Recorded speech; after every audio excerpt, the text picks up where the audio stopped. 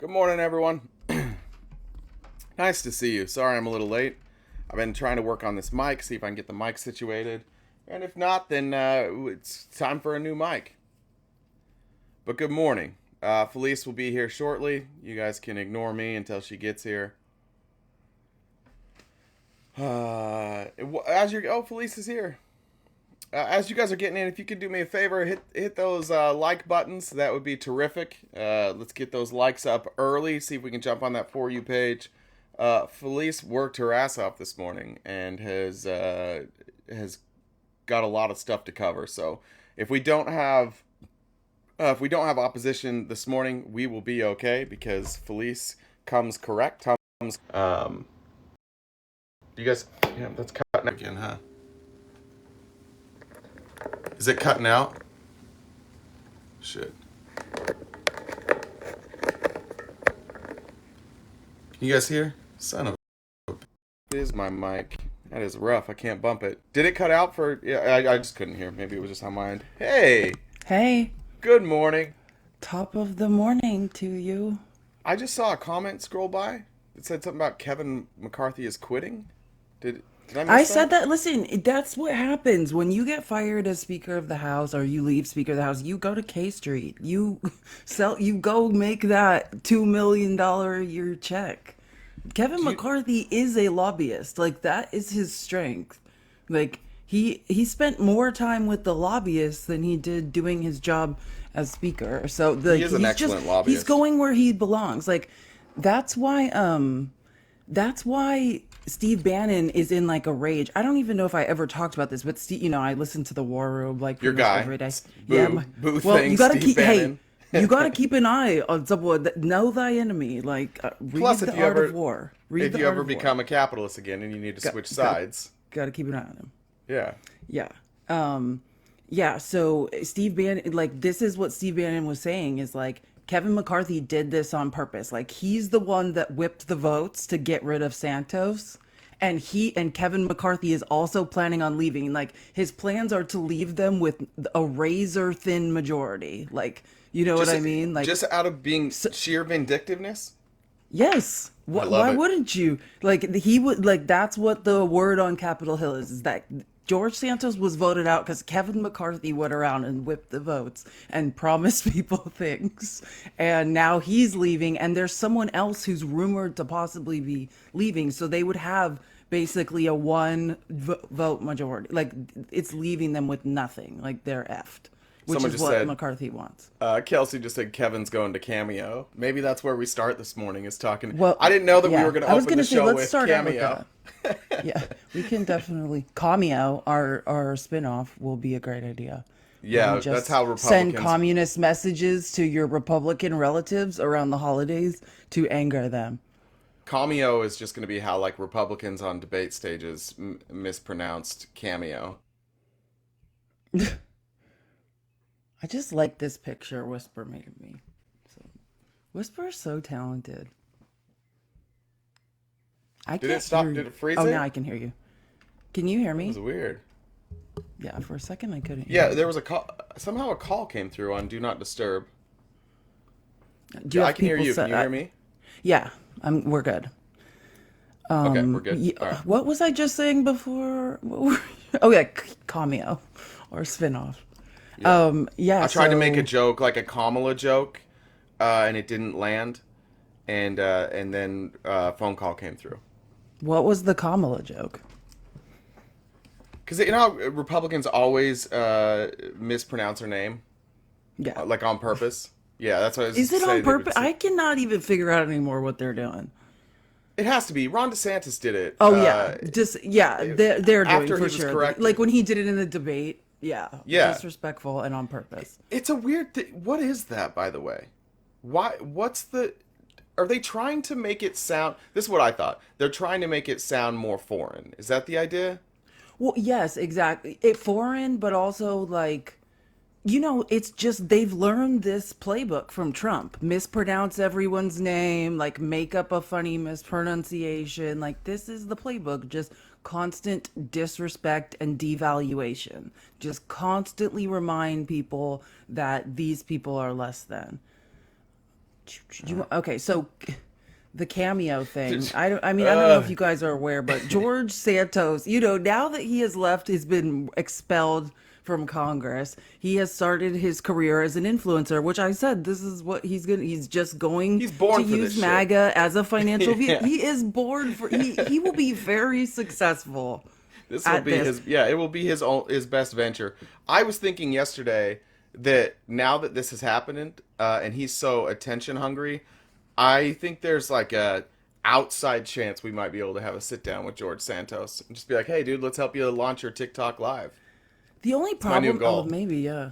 Oh my God, what if he's getting on TikTok? I mean, he probably is. Let's The bring him hate, on. though. Can you imagine? I might have to quit this job to dedicate my life to harassing him if he was on TikTok. I was I gonna harass learned Vivek, but he's pretty inactive. I think he learned pretty fast that TikTok is not a fun place to it's be not, yelling random especially when stuff. you're campaigning on banning it. It's kind of tough. Yeah, I stay off learned the some. app. I learned something yesterday, and then we'll get back to this George Santos story, but I don't Sure. want to forget this. Yesterday, you were kind enough to send me some of your content so I could get it uploaded to YouTube. Those videos are doing really well, by the way. People love you. I I've been told many times, like I get hatred. People say mean things to me. I've been told by you, some other women content creators have told me just like, oh, that's nothing. The comments, like when I put up a short, I can get the same amount of views as you, same exact amount of views. Not on TikTok, by the way. You kill me on TikTok, but on YouTube, I was comparing videos, virtually the same amount of views. Mine will be largely just either thumbs up, thumbs down, or somebody like arguing a point. Mostly though supportive. Your comments, 80% negative.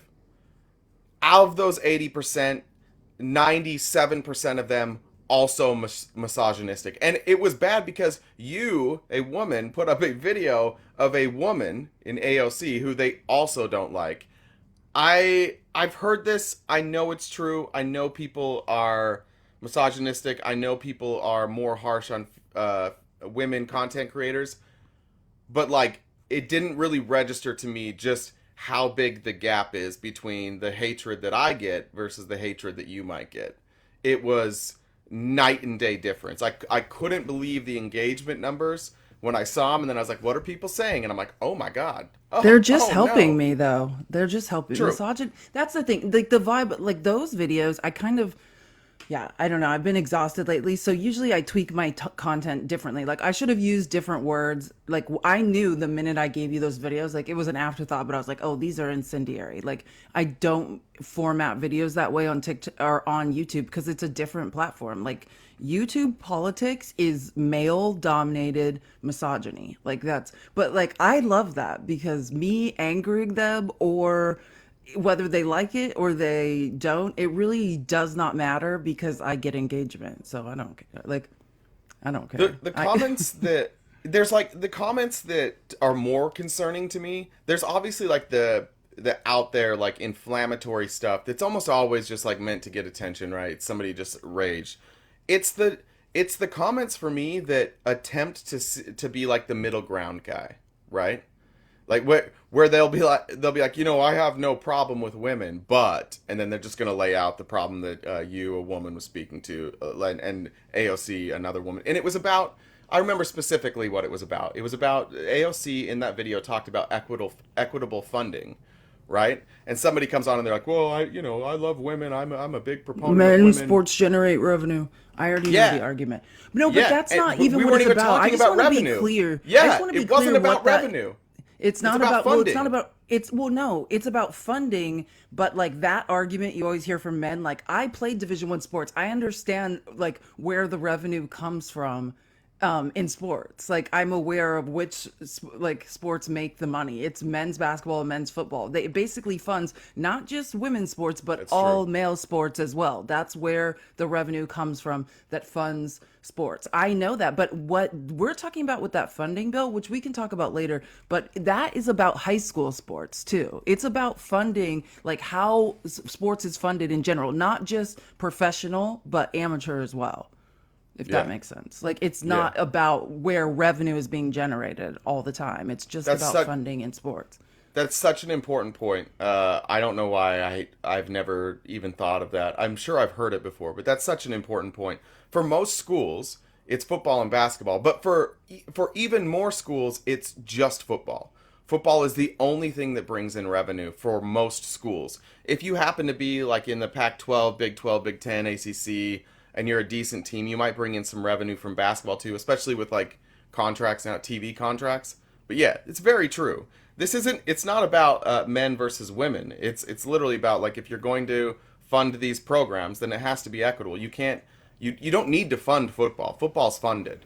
Basketball mostly funded. Everything else is funded. So if you're going to fund other sports, then they need to be funded with equity. Yeah, I was the president of the Student Athletic Advisory Committee at my school, so I'm very aware of like Of how course you sports are. is funded. Yeah, and I know. I don't know why people vote me into power. It's a mistake every time. You didn't even get voted into power here. You just showed up and everybody gave I it to you. just, I'm a nice girl. Yeah, What was okay. like? No, yeah, I know. You're so nice.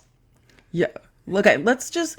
So yeah, the thing about cameos, George Santos is on Cameo, people. If anyone, but we give him money? Like, how funny is it just for everyone's birthday, to just give them a message from George Santos? But like, do we want to give this grifter money in I was order going to to. make our friends hate us? I almost I did was it to going you. to. I was almost going to did do it to to you. Were you? But then I was like, $200. This motherfucker. Is it His prices are- $200? I Yeah, thought his it would price be will like come down. $20. I didn't even look. No I didn't one look spent either. money on this. I heard it on maybe Majority Report or something. I heard it was $200. No way, people. Did you, No, cameos are like $40 or like $20. Like, they're not like, people aren't that's crazy. Yeah. Yeah, someone said I'm on Cameo $20. Like people on like famous reality shows don't charge. Dude, Yeah, I like may have George to get Santos, you. I may have to get you Rudy $200. instead. Oh, Rudy Kaludi would be great on camp. God, there'd be so many great Republicans if Margarine was on there just screaming at people. Can you just for all your friends What? just get Margarine to scream at you? I'll do a cameo. I'll make a cameo and I'll make personalized messages to yell at people's Republican family. 400 now? Jesus. That's what I said. That's what Cameo is. Like, we're going to basically just around the holidays when you're getting ready and your like MAGA family members are going to torment you. We will send them a message that will torment them.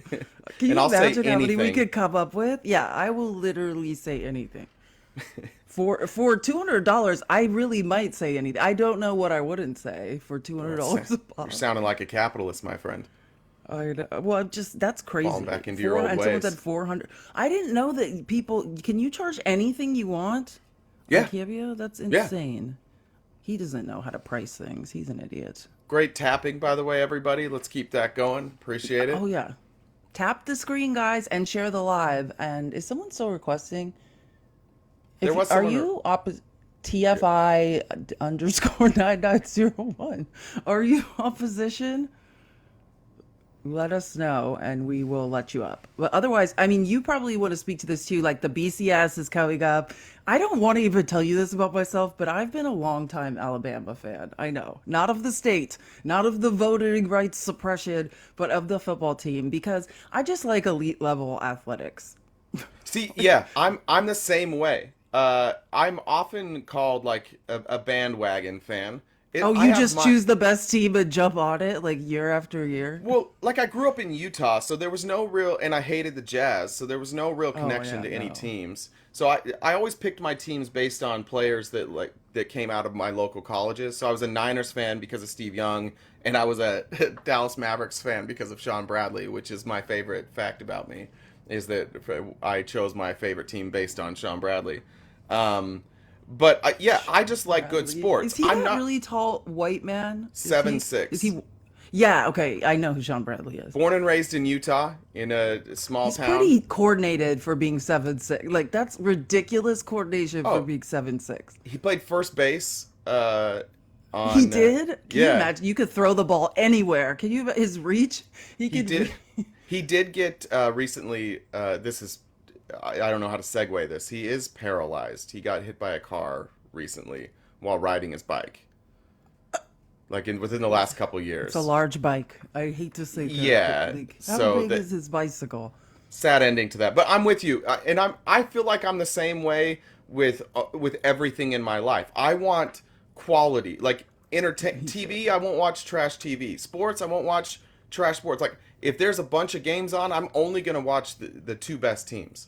That's all I'm gonna watch. I have no interest in watching like mediocre anything. So this is a good segue into what we're going to talk about. But yeah, I completely agree. Like when I was in college in the summer, because fall sport athletes, we weren't allowed to leave for the summer. We had to stay and work out. And so we'd switch off like all the fall sport athletes. Like one day we do the football workouts, one day volleyball, one day, soccer. And like the football workouts doing them, like I cannot watch a linebacker or a defensive back like not backpedal quickly. Like I doing all of You're that like work and breaking all you're of that like breaking it ladder down. work. Like all I do is watch people's feet. Like and I like Alabama, they have great feet, on defense. Like you just can't deny it. It's there. You know more than me. I Yeah, I I know a lot about sports. That's a whole nother subject. We could do a whole nother company based on talking about sports. Okay. So, but this is about the BCS and Ron DeSantis. So, Ron DeSantis has been misusing funds left to, what is going on in Florida. Well, late now, Ron DeSantis is demanding that, or has asked for $1 million to sue the NCAA for Florida State not being in the BCS. This is what we're doing now, people. Fascism, So we got bigotry. election interference in this shit too. Everything's rigged. Everything's fucking rigged. You Republicans are so fucking soft. You guys are the softest group of humans to ever exist. They're always like, "Oh, we're becoming too woke. We're becoming too soft. We're demasculating men." No, you guys are soft. It's you. You're the soft ones. You're suing for a college football playoff. That's what you're mad about.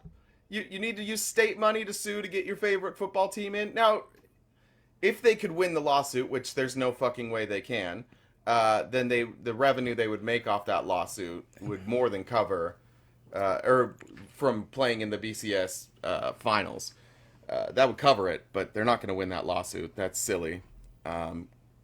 Cute, Ron Yeah, DeSantis. it's ridiculous. But I didn't know. I wasn't aware that the algorithm that decides the BCS I like guess it's is not BCS factoring in anymore. College injury football playoff. That's what it is or now. college football championship or whatever, Yeah. like the Final Four, whatever decides the Final Four. Um, like I didn't wasn't aware the algorithm factors in injuries. Were you aware? Because the reason that they're saying that Florida State is not in the BCS despite being undefeated is because of quarterback injuries. And I was like, when did that algorithm start factoring in No, it's not. injuries? No, when they went to the college football playoff, it's no longer an algorithm. It's a committee. It's all human. Oh, okay. Yeah, so you have a college Cool. football playoff committee. I think it's 12 people, and they're all like either like former coaches or ads or current. Like you can have current ads in there as well. Like who So want? I mean, no offense, Florida State. We know there are some people who want to see Florida State. I'm sure. the Not me. by the Just not way, me. Yeah. the committee chairman's name is Boo Corrigan. That's Oh beautiful. That's God. such a great name for a college So football committee. embarrassing. Just make it stop. Okay, so that's our sports coverage. Roger DeSantis will be using your taxpayer dollars, Floridians, wherever you are, MAGA. This is a great use of your taxpayer dollars, suing the NCAA because Florida State has been snubbed. Okay, let's move on to Wait, so Eric Trump. wait. We have to stay in Florida for a second. Okay, yeah, that's fine. Have you by It's a shit chance show. have you by chance seen the trailer that leaked yesterday for Grand Theft Auto 6? No, I didn't see it. But It's Florida. what city is it? Spoiler, Please tell me it's not Jacksonville. spoiler, it's Florida. Vice It's City my was Miami, right? Yeah, so this is I think this is going to be the state of Florida. Just the whole thing. Conservatives are I was losing like, is it Jacksonville? Yeah, conservatives are losing their fucking minds over this, and now that you don't know, I'd like you to guess why conservatives are losing their mind. I don't know, but like Vice City, I lived in Miami for a year. That's an accurate depiction of what's going on there. Yeah, this is basically I think this is basically Vice City again, but it's all new. No, there's a female lead. One of the lead characters is a female. Oh, they're This is upset that women are in very video games upsetting. again. Oh, Yes. we're back to Gamergate or whatever. Here we go. Here comes the Never mind. misogyny. I don't know. I don't remember which one. I know that there was one Grand Theft Auto where there was at least three. I want to say four, but at least three playable characters that were women. It's done. They're like, oh, they're making fun of. They're gonna make fun of politics. They've always done that. Like that's what makes Grand Theft Auto. That's what makes Rockstar so good. Is that they have like cultural references baked in. But Yeah. of all people to be upset about this, the last person I thought that would be upset, the regulars are upset. Tim Pool's upset. Ben Shapiro's upset. Every white dude over 40 that's a Republican's upset. But here's who I did not expect to be upset, and I'm not even going to introduce the name because you'll catch it real early. Let me turn up that mic there. New GTA 6 is out. Have you ever played any GTA? This is a genuine question. I've never played any of them. I believe that I played the first one. That's like a top-down, bird's-eye view kind of 2D game without any real graphic violence back when I was maybe 10 or 11 or 12, whenever it came out. I do recall that. But you know what? I want to speak about GTA 6 while you're on the topic, because now we're actually talking about something that's relatively important. Video games aren't necessarily evil. But you know, I remember when video games, because I'm very old, I'm an old man. I remember you used to play a little man in a red hat trying to rescue a princess and teaming up with your brother. Now, if rescuing purity from evil while teaming up for your brother isn't a good theme of a video game, then I don't really know what is. I'm not a fan of anyone on... Who is that? It's the Tate brothers. Yeah, that's what I thought. How are they doing this to us? Aren't they supposed to be indisposed? Like somewhere Well, they're in on house Romania arrest. locked?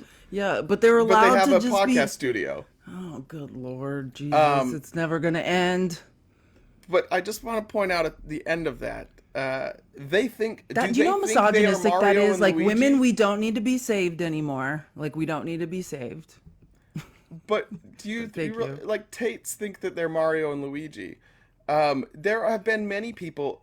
Elon Musk came out, tweeted about it, said, "I never played it because in GTA 5 there was in the opening scene you were required to unalive a police officer." First of all, I don't think that's true. I think you could do one or the other. I don't know if you have to, but maybe you could you just do. hit them. Second of all, so many video games do that. And the amount of virtue signaling coming from the right about Grand Theft Auto, there's a lot of dog whistling. So there's scenes filmed on Miami Beach, and they're like, "Look at this, going woke. Soon we'll be a minority." It's like, yeah, have you ever been there? Like, Nothing woke about Miami Beach. It's not fucking San Diego. It's not 90% white families, and that's what they're getting at. If you look at the pictures, it's heavily black and brown people, and there's some white people in there too. Very Latin. upset. Some Hispanic. people were trying to claim a whole bunch of like there's a lady with like two hammers, and they're like, see, they're trying to make white people look like crazy racists. And somebody brilliantly on TikTok, I'll send this to you, has taken clips from the trailer and found almost exact replica clips, real clips from Florida. And they're saying, like, no, looks like they just did their research. Like, there's a white lady standing there with two hammers. There's a guy pulling an alligator out of a If swimming you pool. just There's understood, a lady twerking anyone on who top lives of in a Miami, moving car. I'm telling you, that's like just a Tuesday in Miami. Like, it's just the things that are going on. Have you ever seen the TikTok channel where they just put on like the Miami City Council meetings and like the crazy people that come Unreal. in? Yes. That's, yeah. 1 year in Miami, and I was like, this is wild. It's just, this is further proof to me that Republicans and MAGA supporters, anybody who's conservative in here, you don't actually care about things. You're just waiting for the next thing to be outraged about. Like, this is not a different direction that Rockstar is going in. It's not a new direction. Rockstar makes games that reflect the current culture at the time. That's why when you go back, you'll hear like if you were making like gay jokes in the early Grand Theft Auto games, like culturally, like we did make more jokes like that, right? So they don't age super well because they try and put the current conditions in there. So what's actually happening is Republicans are seeing a video game that is mimicking real life. And they're like, oh, I forgot. We fucking hate real life. We don't like real life. And if you are showing things that mimic real life, you are advocating real life and you are indoctrinating us into real fucking life. That's what Republicans are actually upset about. Yeah, Real if life you scares try the to shit out make of them face reality. Yes, if you force them to face reality, they freak out. I could not agree with that more. And you're right about Rockstar Games. That's a great company. They're unbelievable. If I've never played. I have severe ADHD. I'm not like a gamer. I've played exactly one game and one game only all the way through, and it was Red Dead Redemption, which was before. Like that's another Rockstar one, but they just add in. They just like they're good at keeping you in. They're good at like dialogue and then letting you do whatever you want. Red Dead, if you haven't played it, is like playing Oregon Trail mixed with Grand Theft Auto. It's unreal. I was a scary killing Oregon animals, Trail don't play. I was a scary Oregon Trail player. Meager rations, grueling pace. I'm the only one alive when we get to Oregon. You got malaria just to see if you could beat it. That's what you would do on Oregon I was like, we don't need food. Trail. You were frugal. You're like the frugalest fuck. Not me. I spend, baby. I spend. You need Of to. course you did. Do you play any video games? Well, no, I try to stay away from because yeah, like being ADHD and for many other reasons that are wrong with us. Like I have an addictive personality. I can't play video games because I won't stop. I have a suggestion for you. What is that? It- If you have a suggestion, I'll take it. Yeah, because you can do your research at the same time. You don't need any of the audio or storyline. I think this works for you. It's a game called Tropico, and you get an island, and you start this island in like the 1800s, and you just build it out, and it goes through from the 1800s through now. You make political alliances. Oh, I you could can do that. choose. You can choose communism. You can run Oh, yeah. a No. communist island while you're just watching political commentary. I would do that. Yeah, I would do that. highly for sure. recommend I Tropico. in college we used to stay up for like 48 hours, 72 hours and play Risk, the game of world domination. Like I love yeah, I would definitely do that. Yeah, it's Okay. great. Anyways, next story. But we I just- digress. Sorry for the Republicans. By the way, also dick move whoever leaked that video. You get the Grand Theft Audio leak and you're like, they kept saying it was coming out in 2025, and in my head I was like, that's next year. It's not next year. That leaked Oh. trailer came out over a year out. So for anybody excited to play it soon, it's not happening. Oh wow. Yeah, that's a long time away. Oh, one Okay, more so- thing. One more thing. Okay. Yes, sir. Because Grand Theft Auto Online, you're able to customize it, especially people can make builds and stuff on their PC. The amount of political content, the amount of Ron DeSantis Grand Theft Auto things that are going to come out, like because people are going to be able to put Ron DeSantis online, and they're going to be able to do all sorts of things. Will be amazing. So I'm looking forward That's to that. very I mean, he would make a great video game character. He seems like a video game character already.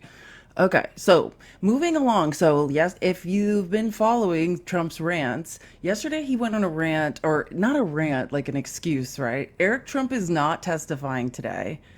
Was scheduled to, he's like the third to last witness, I believe. I can't remember the other guy's name who's set to testify. And then the final witness is Trump on Monday, which we will talk about. But yeah, the this is how Trump, basically they say Eric's not testifying because he's horrible at it. If anyone Here it got is. any- Look at I Yeah. came prepared. I'm looking at. I am so excited. This I'm not is fucking great. around This today. is great prep. Yeah. So I'll read. So this is what Donald Trump said, truthed yesterday regarding the excuse for Eric not testifying. I told my wonderful son Eric not to testify tomorrow at the rigged trial brought about by AG Letitia James' campaign promise that without knowing anything about me, I will get Trump. She ran for AG, then governor of New York, and lost. Eric has already testified perfectly.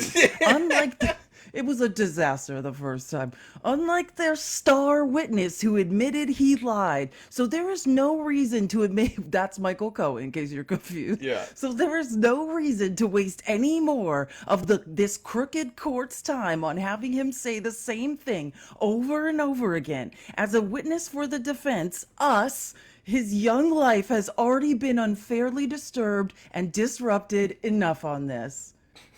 Yeah, that's why. Or it's because Eric was literally having a panic attack on the stand. His face was like,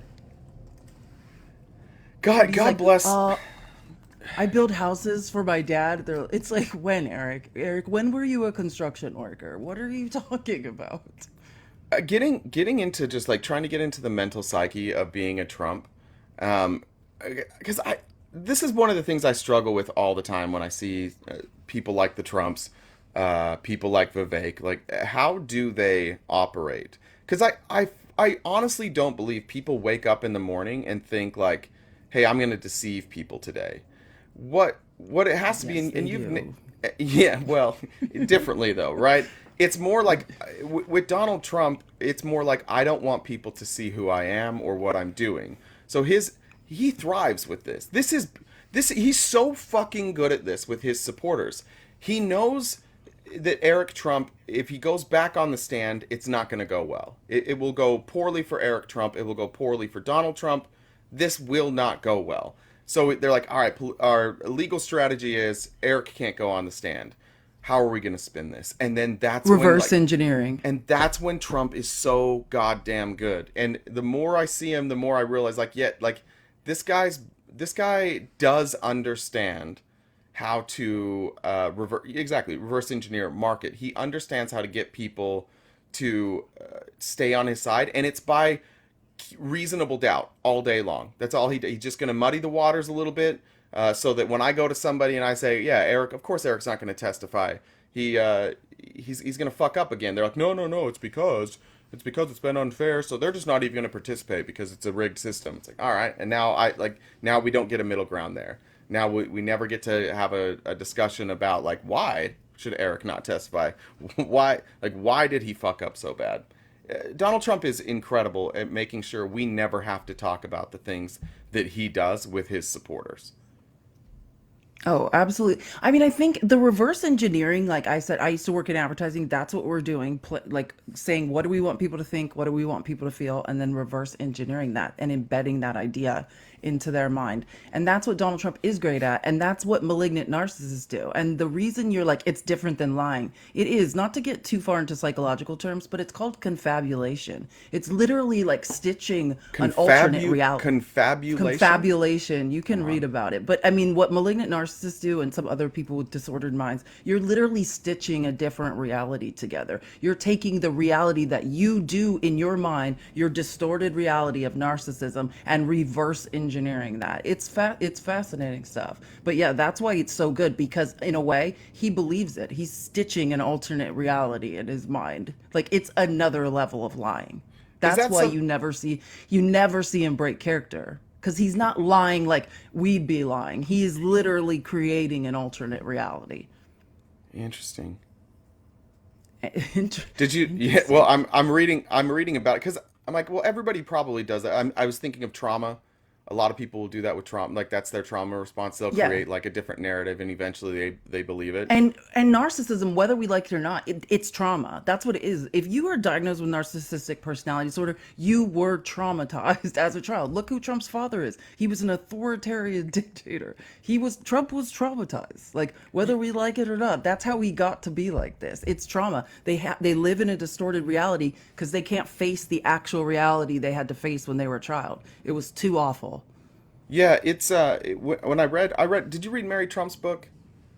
It's really good. The first one she wrote. I didn't, but I follow her on Twitter, and she's a psychologist. She's amazing. Yeah, so it was just talking about how he was brought up again, like he was a troublemaker. Like, probably maybe just had ADHD. Based on what they said about him, it was like, yeah, he was smart. He wouldn't do his schoolwork. He was always being loud. He was always being disruptive. I'm like, okay, I know all about that. Sounds like my childhood. But the solution for that was to put him in a military school, right? Like the solution to a kid just struggling to pay attention and being disruptive was to put him in a military school. His brother was essentially was an alcoholic because his dad would ridicule him for everything he did. He was a pilot. Trump's brother was a pilot. That's what he wanted to do. He wanted, I think he was possibly in the military, and then he was just like a commercial pilot. And one of the things Mary Trump covers in her book, she's like, yeah, I remember one time being at a family function and the dad praising Donald for getting into real estate. And he's like, better than being a glorified taxi driver. And that's what they would call like the son who just wanted to be a pilot. And his drinking problem, which I think is the reason that's what took his life, is he finally capitulated to his dad, joined the family business, and then just drank himself. Like he's like, I'm not happy. I don't want to do this. Yeah, that is the place Trump came from. And then It's Trump, a cycle. and then he passes that on to his kids. Like you want to know why Don Jr. is doing like a coked up podcast every day?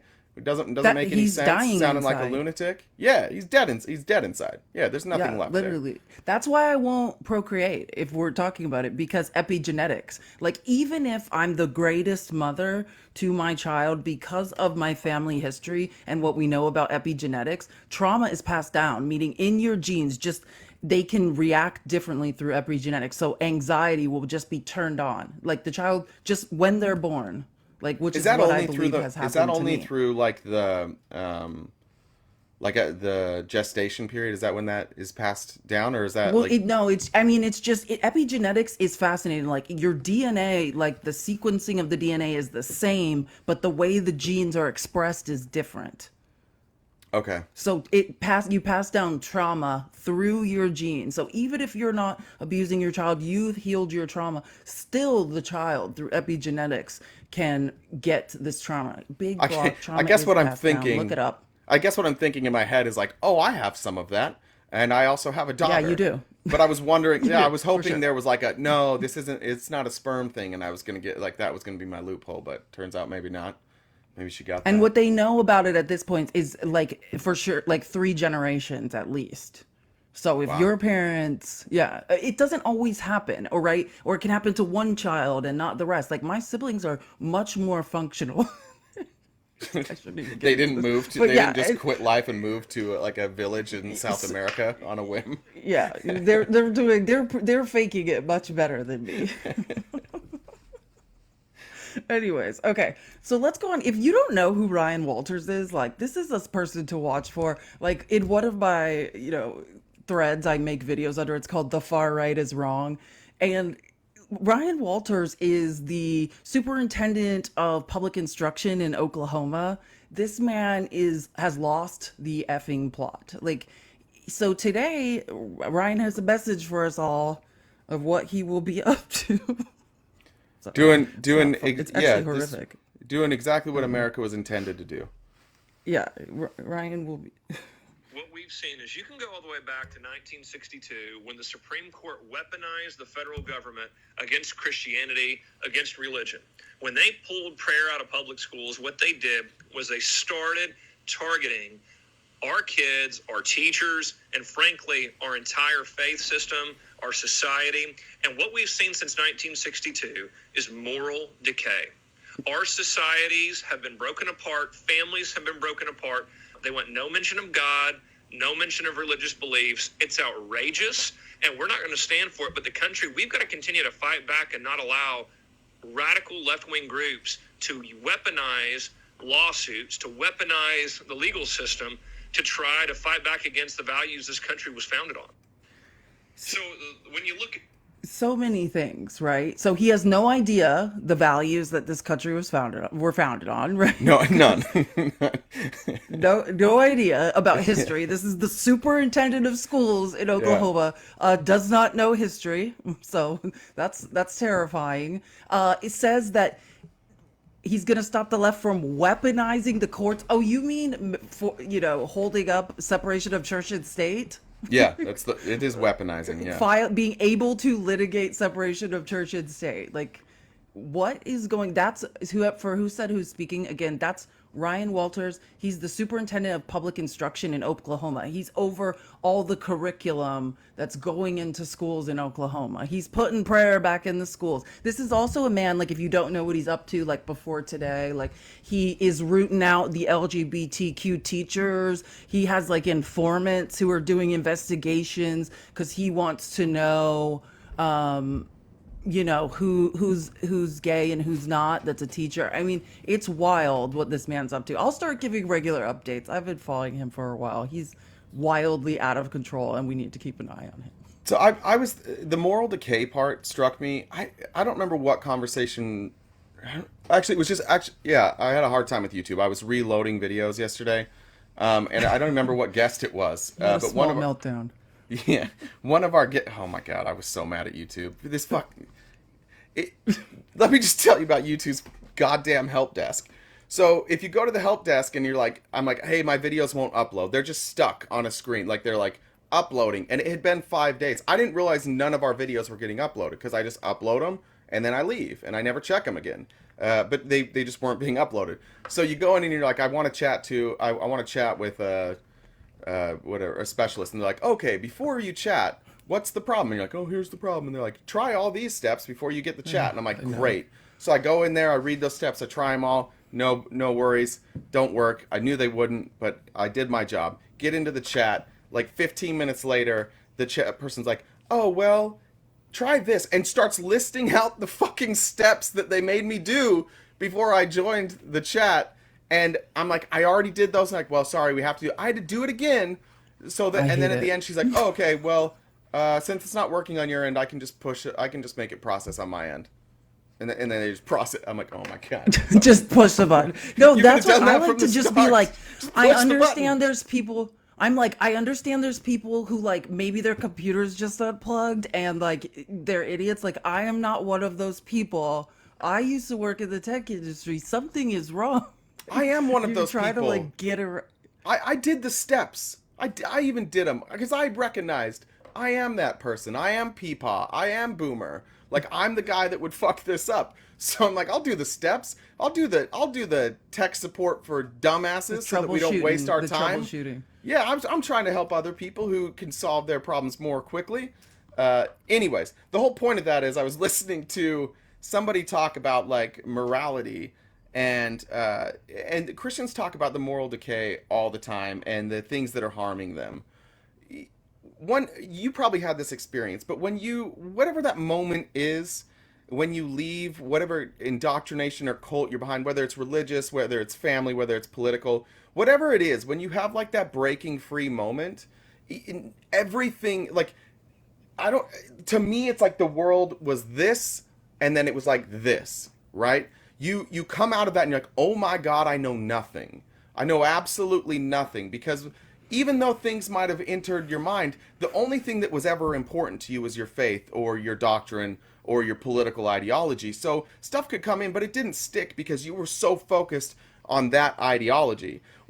Again, it goes back to GTA. What these people are not understanding is that Grand Theft Auto. Yeah, when you talk about like, oh, people are addicted to pornography, like they've looked into these studies. Like the people who believe pornography is bad and destructive, like I think the number is 8.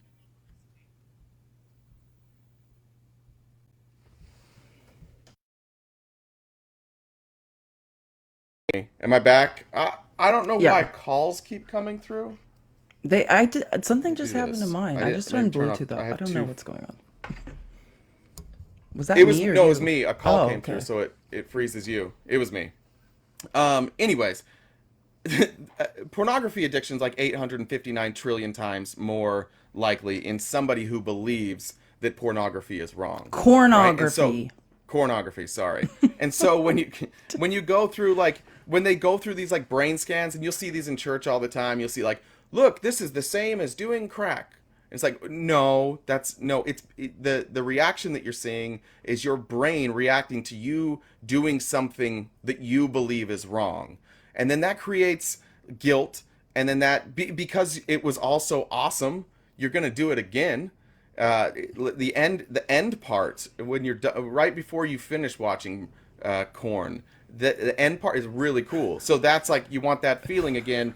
So you just go into this guilt cycle and this moral decay of people turning into like degenerates and people who are addicted to things or people who like can't stop sinning. It's because like naturally they want to and they have this internal belief that tells them that they can't, and that's where you see all these problems. And they and what they're saying on it, like it's so transparent. They're like, hey, we need to go back to where we control everything everybody sees, hears, reads, and does. Remember when we gave people freedom? We got to take that back. We can't do freedom anymore because everybody's just beaten off. Corn Sorry. forever. There's We're a going lot to be of corn. getting Thank corn. you, everybody, for the corn. For all the corn. He Thank loves you. corn. I feel very Midwestern. Especially the part right before the end. is Anyway, what I we want to learn. slap Ryan Walters right in the face. Just get it together, he's- man. This is not a prayer in school thing. Don't put your prayers over the Well, loudspeakers. can people lay down a Fucking mat, weird. face Mecca, and pray? Like, does he understand that? I'm gonna guess he's. Like, I'm it's gonna guess good he's. for one, it needs to be good for all. Like, he's. I bet he opposes that. If you want to, let's take bets on whether or not he opposes praying to Mecca on a mat. They I'm gonna never guess. follow the line of logic. Never ever. Yeah. All right, next. So, okay. Oh, our yes, favorite. Let's get away from the corn. Yeah.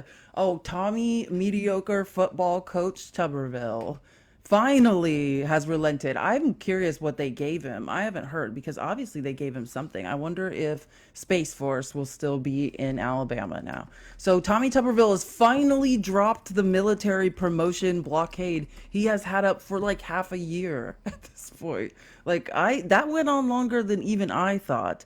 Under pressure from both parties, the Alabama Republican allowed more than 400 promotions to move forward, saying he would continue to block only the most senior positions. So We're you know, talking just the four-star most important generals. ones. Yeah. 4-star generals.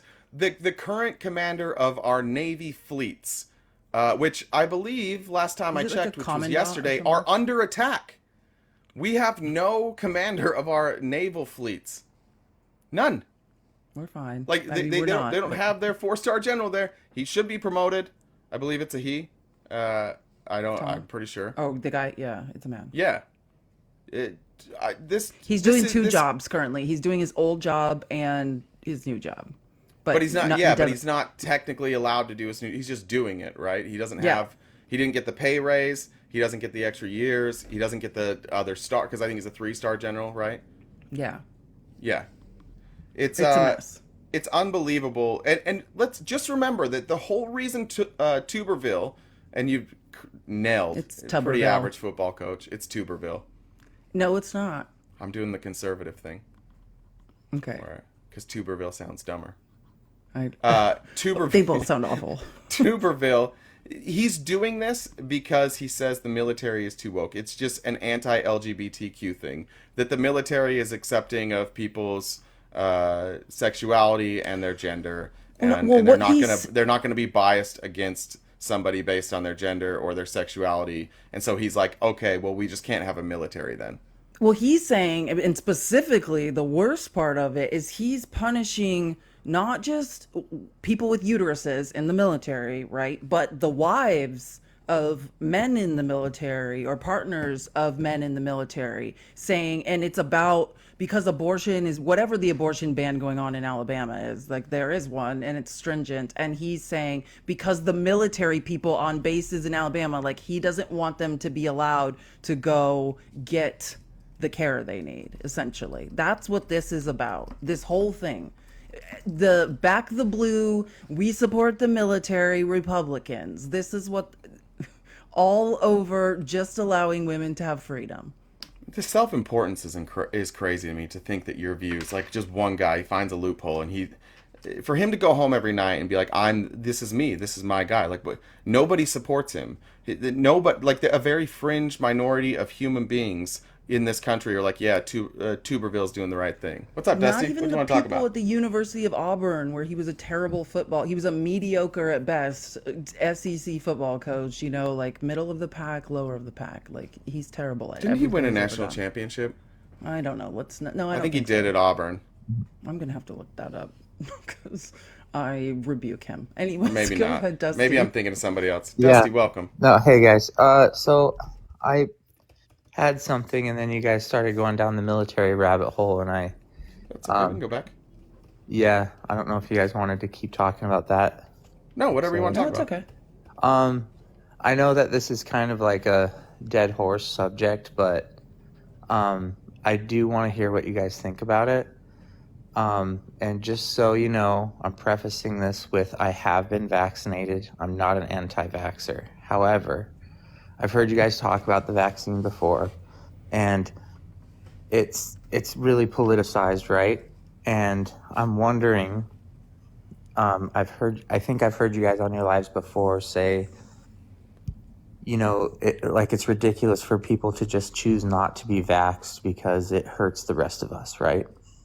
I would never. I probably have not made that point. I don't know if Felice has. That wouldn't normally be my point. I think my point. What you were saying is the reason why the pandemic dragged on for as long as it did is because of those damn Republicans refusing to get the vaccine. Yeah, I did say that. Okay. Sorry, that was a while ago. And it wasn't like your main point. It was a tangent in your talk. Yeah, no, I do believe that. Yeah. Okay, yeah. So my question is, it got me thinking, and I was like, okay, the thing that's weird and creeps me out about the vaccine is, and again, I have it, and I continue to get it. However, it still kind of worries me because the average time for a vaccine to get approved is like 5 to 15 years. And now this is a new technology. Besides the Johnson & Johnson one, that one is not mRNA. But the other two vaccines... And that one's banned. It is banned? That was the Wait, one they that ended banned up that being one? no bueno. Well, They- yeah, Johnson & Johnson's done because it was no bueno. I got the Johnson & Johnson one first. It didn't, was nothing, I mean, I was fine. That happened was a the long time single ago, shot. right? That was the single shot. It was not mRNA. Yeah, Yeah. correct. Just right when the vaccine came out, Johnson & Johnson was one of the first vaccine options, and then It they was. just took it away. Well, it wasn't effective, and I think some people got sick. I can't remember in what way, but yeah, it's not. Yeah. They don't give the Johnson & Johnson shot anymore. Okay, yeah, because it's really similar to the flu shot where they inject you with something very similar to the virus. So rather than an mRNA sequence that generates proteins that mimic the virus for your body to create the antibodies to attack COVID. So Right. this new technology gets emergency use approved in like less than a year or 2 years from when this is developed. Like, where are that was the- that was the- longitudinal studies related to those? And I understand that the country needed to get vaccinated, but can't you give a little bit of credit to the people who thought about that? And Listen, yeah, look, I don't care. If you choose not to take the vaccine, if you choose not to get boosted, fine. Don't pretend it's because of the science. That's my main thing. If you're gonna, if you want to come on and you want to say like, hey, look, first of all, mRNA, the whole reason they developed mRNA was to speed up vaccine approvals, so it didn't take 5 to 10 years. You have the delivery system ready, and then the vaccine part, you can do it more quickly. Now, it did get emergency approved. We're now past the fourth stage of testing that is required. We're way past that. So mRNA can happen faster than 5 to 10 years. My only real gripe is don't pretend that other people are stupid because they believe the overwhelming scientific data, and you either believe, not you specifically, but you believe in either your feelings or the minority of data. You're not the smartest person in the room for doing that. Be honest about it. That's the only issue I have. Don't pretend that the data tells you not to take it. And if the data did say that, if the data said don't take it versus take it, then it would be flipped. Right now you have overwhelming majority of Democrats and not overwhelming majority, but a majority of Republicans have all been vaccinated. Right? There's still only a fringe group in our country that doesn't want to get vaccinated. It's a big group, but it's a small number. If the data said what they said it does, those numbers would be switched, right? More people would not be vaccinated than vaccinated. For most people, this wasn't political. When you say it's been politicized, it was politicized by one specific group, far right, like conspiracy theorists. Lefties didn't. The only reason it's politicized for us is like we have to talk to people like that. I would never have. I would never have spoken about a vaccine. I wouldn't have been on like promoting a vaccine or debating a vaccine you weren't if there doing wasn't that. like this opposition on the right saying crazy shit. Yeah, no, I didn't make it. You weren't even doing the live on that yet. Somebody came on and then something, I don't know, you guys like talked about it for a couple minutes, but it just kind of got me thinking. I'm like, how do they know the long-term effects of this vaccine and how it affects our immune responses to things? And sometimes it just kind of makes me nervous, like not being the first generation to have taken it. I don't know, but obviously I'm going to continue to get it because, I I don't really care. Like, I'm not going to live that long anyway, right? But yeah, I was just curious what you guys thought because there's a lot of people on lives that are like, there's this guy, he does this thing. He's like, I'm still not vaxxed. And then Yeah. he's got like 1,000 people in there and they're all like, Yeah, it's crazy. I convinced know. that their blood is going to be worth millions of dollars because they didn't get the vaccine. And I'm Well, like, shit. Bless our hearts. If he's right, great. That's a really good deal for him. Let's just say he's right, but statistically, he's not going to be right. Like the odds of him being right are The data's very, very going in the slim. opposite direction. Yeah, all the data's going. So fine, like if you want to be that person, you can be that person, but just don't pretend. At least that's transparent. Like, oh, you guys will see. At least there's some transparency in that answer. But don't. My main problem was when people spread misinformation and scare others out of being vaccinated because others think that statistically they're making the right choice. That's where I struggle with a lot of my friends and family members when we talk about this. They'll say things like, "Oh yeah, what were we ever going to have to stop getting boosters?" It's like, I don't know. Maybe Will not, the but, like, virus stop mutating? Is that a reason to stop protecting yourself? It's like if you went a week without being in a car wreck, you're like, yeah, fuck it, I'm not doing seatbelts anymore. It's been a week. What I got to do? How many times when I drive do I put the Yeah. seatbelt on? Like, I have to do this every day. I haven't been in a wreck. Zero. Yeah. actually buckle it behind me, but Yeah. you're all living life on the edge. Jesse, life on the life edge in my Mini Cooper. My view about it is this: like, I just looked it up. So there have been as of today, there have been 103,436,829 confirmed cases of COVID-19 in the United States. Wait, say that again. And there that have number?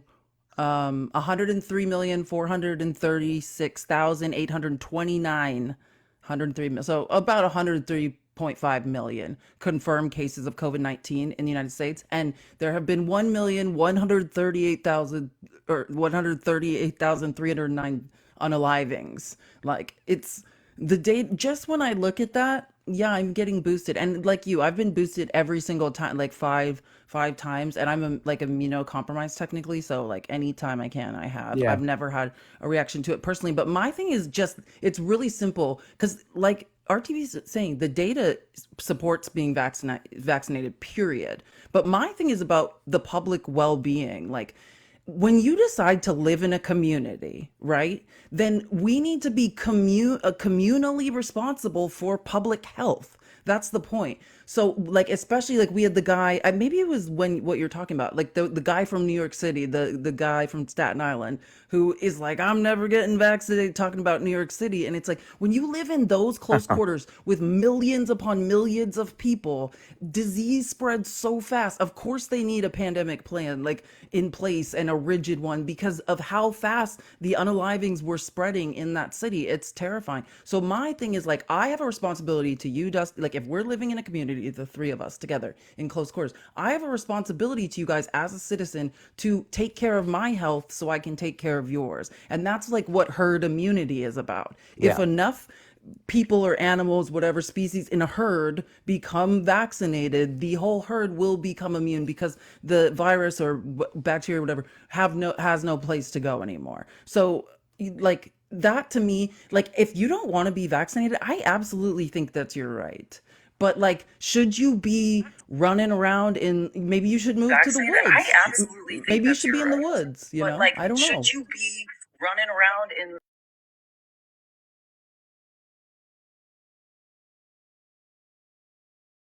Sorry, I Dusty, just your stopped because I was echoing. Dusty, So I your just audio. Oh, there we go. I think we got it. Yeah. But yeah, that's just my thought. Is like, I feel like I want to live in a community where we all care about each other. And because I care about my neighbor, like who may be elderly, who may be immunocompromised, like, and they can't fight off an illness like COVID-19, like as good as I can at my age, like I'm going to show deferential treatment to those people because I am interested as a community member in the health of the whole community. That's just how I see it. Yeah, it's an interesting thing. Like it's so weird that the right is so Christian because the right is so obsessed with it doesn't matter if it hurts other people. Do what's best for you. It's all like individual, individual, individual, and then we've done this before, but the religion teaches like selflessness, selflessness, selflessness. What was I thinking about that from Well, they yesterday? don't Some do of the the New drums. Testament. That's the thing. They've left the Jesus's teaching. Well, and I was thinking about this. I think what is happening is the melding of Christian capitalism. That's what Christo-fascism is. It's because it is that individualism you're talking about. The Bible's not about individualism. Certainly not Jesus's teachings, but capitalism is. Right? Yeah. Step on your neighbor to get a little more. Like, Oh, that's who what I was thinking cares of. about anyone else but you? That's what I was thinking of with this Trump civil trial. The argument consistently is, oh well, the banks accepted the paperwork. You understand what you're saying is like that you can't commit fraud if the person you defrauded was either Doesn't okay catch or you. agreed to it. Yeah. Yeah. Right? Like that's what fraud is. It's really hard to commit fraud unless you get a willing party to agree to it. Otherwise, it's attempted fraud. The fraud is when you get people to agree to it. So that's the craziest part about this Trump defense is the defense is, yeah, we're guilty, but they were dumb. That's the defense. And Republicans love that shit. They're like, yeah, that's just the way the game's played. That's just how we do it, you know. It's like if a bank robber said, well, yes, I robbed a bank, but it's backed by FDIC. I only stole a certain amount that will be refunded through federal insurance. So there's no crime. It's like, no, it's in the action. When you sign those documents, that's the fraud. When he signed the business documents, it doesn't matter what happened after that. He signed the documents. Okay, let's go back. Let's get back on. Let's see. Where are we on the outline? Okay. Like, I'm just gonna, since this next part is about Speaker Johnson, I've seen in the comments, again, we touched on it at the beginning of the show, but I'm just gonna say McCarthy's retiring. Yes, this has been actually rumored for weeks and weeks. And my thought about this, yes, McCarthy's retiring. He will be going to K Street. He is a lobbyist. That's what he's good at. And he will be making millions of dollars a year with his friends on OK Street. But Just one more I just wanna- reminder. We say this all the time. The people that you think are the corrupt ones, the people that you think are bought and paid for, the people that you think go to Congress to make money, that's these people. It's the ones that are leaving. It's the ones that leave that go to K Street. Those are the ones that you should care about, not Chuck Schumer, not Nancy Pelosi. Like those aren't the ones that you should be worried about. It's this. It's Kevin McCarthy. I wonder what industry he'll lobby for. You know what I mean? Probably one of the Holy Trinity. He's going right to firearms. He has no, you know what I mean? Teachers unions probably. NRA. He's going to the NRA. But yeah, he doesn't care. There's nothing he wouldn't lobby. There's no price. But yeah, so the important part I want to say about McCarthy retiring and what, if you listen to Steve Bannon's show, which thank God I'm sure not many of you do, but he is right a lot. He's very intelligent and we must keep an eye on him. And he was ranting the day that McCarthy left office that this is what McCarthy was going to do. The plan, and it's rumored on Capitol Hill that McCarthy is the one who personally whipped votes to get George Santos expelled. And knowing he also was going to leave, and he wants to leave, and there's another guy who I can't remember his name, who I'm not sure if it's official that he's going to be gone in January, but it's rumored. Yeah, which would leave Santos them with brought like up his little name. to no majority. Yeah. And that's what McCarthy wants, is like the final, like, oh, I'm leaving you and you have like a 1-seat majority or no majority. Like that's what he's going for. It's Well, his like swan song. Vindictive or not, thank you. Kevin McCarthy. Appreciate it. This is Hey, could terrific. have just done your job correctly and not sold out in the beginning.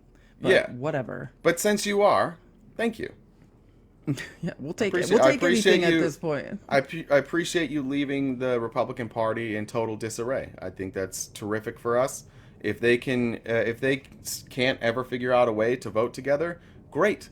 That's way better for us. If there are dissenting votes among Republicans, that means their agenda won't get passed. If we can get a majority, ours will. That's terrific. That's really, really great news for us. Kevin McCarthy is the MVP. Who knew Kevin McCarthy might be the MVP of 2023? I didn't see it coming. Lord. Odds were long that Kevin McCarthy would be the MVP at the beginning of the year.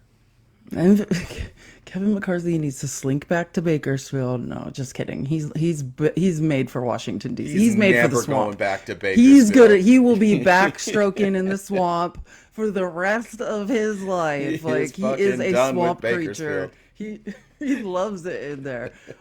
Yeah. So I was gonna say, tap the screen. Let's get to 90K. And please, Republicans, even though we're talking about news, like, it's important to know, do request. We want to talk to people, ask you questions. You can talk about whatever you want. Please request at any time. And share the live, please. Please. So, okay, so 121 moving shares. on. Thank you. If we get that to 200 shares, I'll say thank you louder. And you can just push copy link.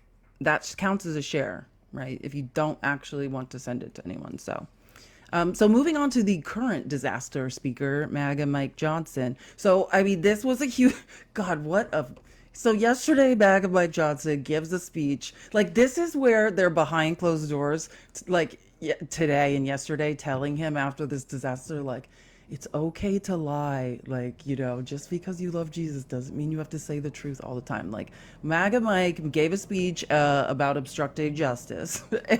These, by the way, when they do this, when they lie like this is the exact same mindset that leads to soaking and to chicken. It's the exact same fucking thing. Just so Soaking, you know. that's right. Like, if you can somehow justify to yourself, if you can create any justification for why you're doing something against what you preach, you do it. And that's what we have here. In order to exist in this world as a Christian, specifically the Republican world as a Christian, to exist in this world, you have to abandon a lot of your Christian principles when you're not doing Christian stuff. When you're doing real world stuff, you have to go be someone else. Because as a Republican doing real world stuff, you have to do a bunch of fucking shitty things.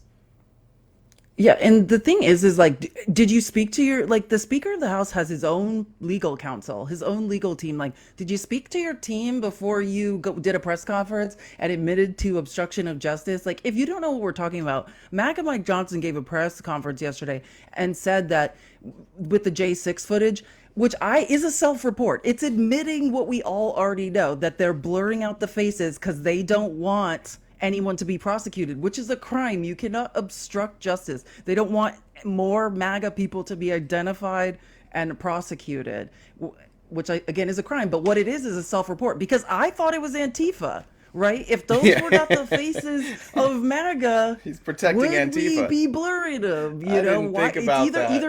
Either he's protecting Antifa and all all the FBI agents that were at the or this is a crazy thing, you guys, or it really is a bunch of MAGA people. You know what I mean? Like, they always tell on themselves. My money's on it's Antifa, and Mike Johnson is an Antifa plant. That's where my money is. That would be great. Yeah. That would be great. By the way, I had a friend growing up named Mike Johnson, and this guy is a dead ringer for his dad. It's kind of weird. Throws me off every time, but I'm always able to remember his name. I feel like a lot of people probably had a friend named Mike Johnson, especially in Utah. That's true. How many Mike Johnsons probably exist in Utah? Yeah. Many. Okay, so let's see. I'm on number 7 if you don't know where I am. So first of all, 317 shares, just like that. You guys are the fucking best. You guys are the best. Thank you. I love this game. Okay. Okay, so the 4th, let's stop and talk about the debate. Tonight is a GOP debate. I think there's only 4 people on stage, right? Christie, Vivek. It's 3.5. We can't shake him. He's still 3.5 hanging on to torment us all. Vivek and DeSantis are only 3/4 of a person, so I think it totals they out should to be on 3.5. each other's shoulders. After some trench coat. a trench coat. Just little Vivek rascal should style. be the one speaking. And I mean, Ron they say the same DeSantis, just things. every once in a while, you open it up Just and he's gone. peeks out. Yes, I mean the camera angles they had to achieve during the Newsom DeSantis debate so that Ron DeSantis didn't look so small it was a work of art. I But so the expect debates tonight. Go this ahead. broadcast is going to be incredible. They're pouring all the resources. I've heard. I looked into this. CW is pulling out all the stops. They are bringing to this debate all three of their cameras. Count them. All three of them. All That's three of three them. They're doing cameras. it in a middle school auditorium, which is where their studio, I believe, is. I think they rent a tough shed at a middle school, and that's their studio. But they were allowed to use the middle school auditorium for this one. So, incredible stuff. Imagine years ago, if you told Republicans, you guys will be so popular that your presidential debates will be held on the CW, the same place that broadcasts One Tree Hill, Seventh Heaven. You guys can be there too. You will be that popular. You will be on CW, and Megyn Kelly will be there. Hopefully, nobody makes any This is her manspreading jokes comeback. about If her you this time. if you don't remember, like, so Megyn Kelly represents News Nation, which it is a new network, right? So this is, I mean, it's a good. They're having a debate. That's great. Like Dan Abrams is there. Who else is Glenn Beck on News Nation? Where did he go to die? No, he's still somewhere. he's still on his own thing. No, he just does his own thing on the Blaze. Oh, They have okay. they have a cable channel. Yeah. Yeah, you're right. So News Nation, I can't remember. There's Dan Abrams, Megyn Kelly, but if you remember, Megyn Kelly was one of the first women that Trump called a nasty woman. You know what I mean? Like she was. News Nation should be their tagline for this should be News Nation, pundits who you're pretty sure you've heard of before. That's as recognizable as they are. Do you have remember Megyn these Kelly. News Nation? Remember these people? Like you've heard of some of these people, but you can't really like you're saying I'm like I know that name, but I can't put a face to it. Yeah. That's literally everyone. It's people you used to hear talking all the time and you didn't know they're still around, but they are. I mean, Trump was largely responsible for, I think, the demise of Megyn Kelly. Like you know what I mean? He picked her apart, like made turn like the misogynist right against her, and like that was pretty much the downfall of her career. Well, that and some Roger Ailes stuff. Like, I remember she wrote a book not long after, and the Megyn Kelly story is, I honestly, it's sad. First of all, she was the only person that was standing up to Trump. Give her credit for that. She was asking tough questions. She basically gets run out of Fox News. Then, because she has like this moment of popularity, NBC's like, "Oh, this is gonna work. We're gonna put her over." I think it was NBC. She went to NBC. She tried to do her thing, which was a conservative truth teller, and that didn't work because unfortunately she started telling the truth about things that I believe she was canceled over some sort of. It was something to do with trans policies. I'm pretty sure that's how she wound up losing her job. And then she had nowhere to go. So what she just had to all of a sudden become pro-Trump again. And you just started hearing like, oh, well, I like this about Trump. And then she wound up interviewing him again. This is the thing about being a Republican. You can't go anywhere. This is why you guys get stuck with such shitty people, because you can't, there's nowhere else for you. And if you're there and you don't like Trump, you're ostracized. So you're either lonely as a Republican, or if you want any friends at all, or you want any sort of work at all within the Republican Party, you just have to go kiss that big orange bloviated diaper-ridden ass every day. oh, I got to tell you something good. Listen, so I'm on the New York Times article about this. It is still a milestone for Miss Kelly, whose career imploded when NBC canceled her show in 2018 after she mused on air about whether YT people could wear blackface on Halloween. That's what it was. I Okay, it was forgot dumber than I about thought. this. I I forgot. That's completely right. forgot. Now it's all coming back.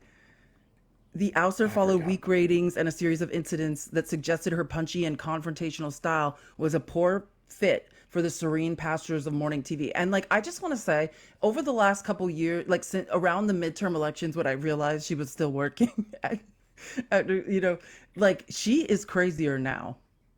She had to. She says some wild stuff, like.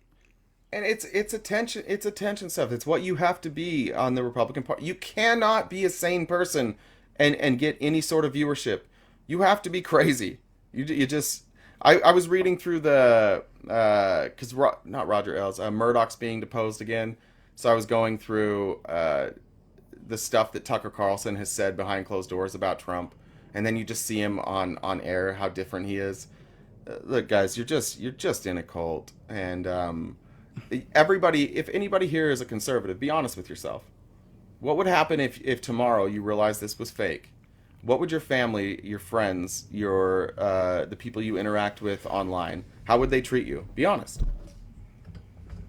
Yeah, if you just woke up and said the exact opposite, it'd be like, I realized something. Wouldn't be good. And would they listen to you? No. No. If you said like, "Hey guys, you're my friends. We're all friends together. We're all truth seekers. I did some truth seeking myself, and let me tell you what I found." And you started talking about how the election wasn't stolen.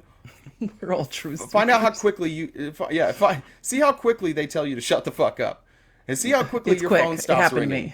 See how quickly. Like, I used to go every Thursday night. I used to go and play dice at this warehouse. We'd watch football and play dice. Swear to God. As soon as I started doing, they knew I was liberal, but like we didn't talk about it. As soon as I started doing the show, ended. I'm not invited to that place anymore. I cannot do that. You're not truth seekers. You guys are just in a cult. You can't have arguments. You can't have arguments about if Trump is good or bad, or you run out of there. That's why you keep seeing like people come here to talk to us. The moderates come and talk to us because they're like, yeah, I can't go into a Trump live and say this shit. Yeah, oh God, they will be bad for the moderates. They're more traitors than we are. Like, this is interesting. Listen to this. So she signed a deal with SiriusXM in 2021, and that's when you're saying in September she re-interviewed Trump. Did you know she's on the top 10 charts on SiriusXM for news podcasts? I didn't know that. She was good at her job. She was good. Yeah. But that's not terribly surprising. Wait, her recent on posts on Spotify? X refer to mask fascists, people that wear masks, and denounce the use of the term pregnant person. So this is what I'm saying. She's even more off the rocker. Like, she's heading into like Lara Logan territory, if you know who that is. That birthing person, that was weird. Like, that caught. There were lefties that got caught in that. Anna Kasparian was saying the same thing. Like, don't say birthing person. It's like, what? Why? What's wrong with that? Yeah. It's, oh God, it's everything makes them have a panic attack. It's just, they don't like change. They can't handle it. Okay. So anyways, the debate is at 6 p.m. Mountain Standard Time, 8 p.m. Eastern. We will be streaming it on YouTube.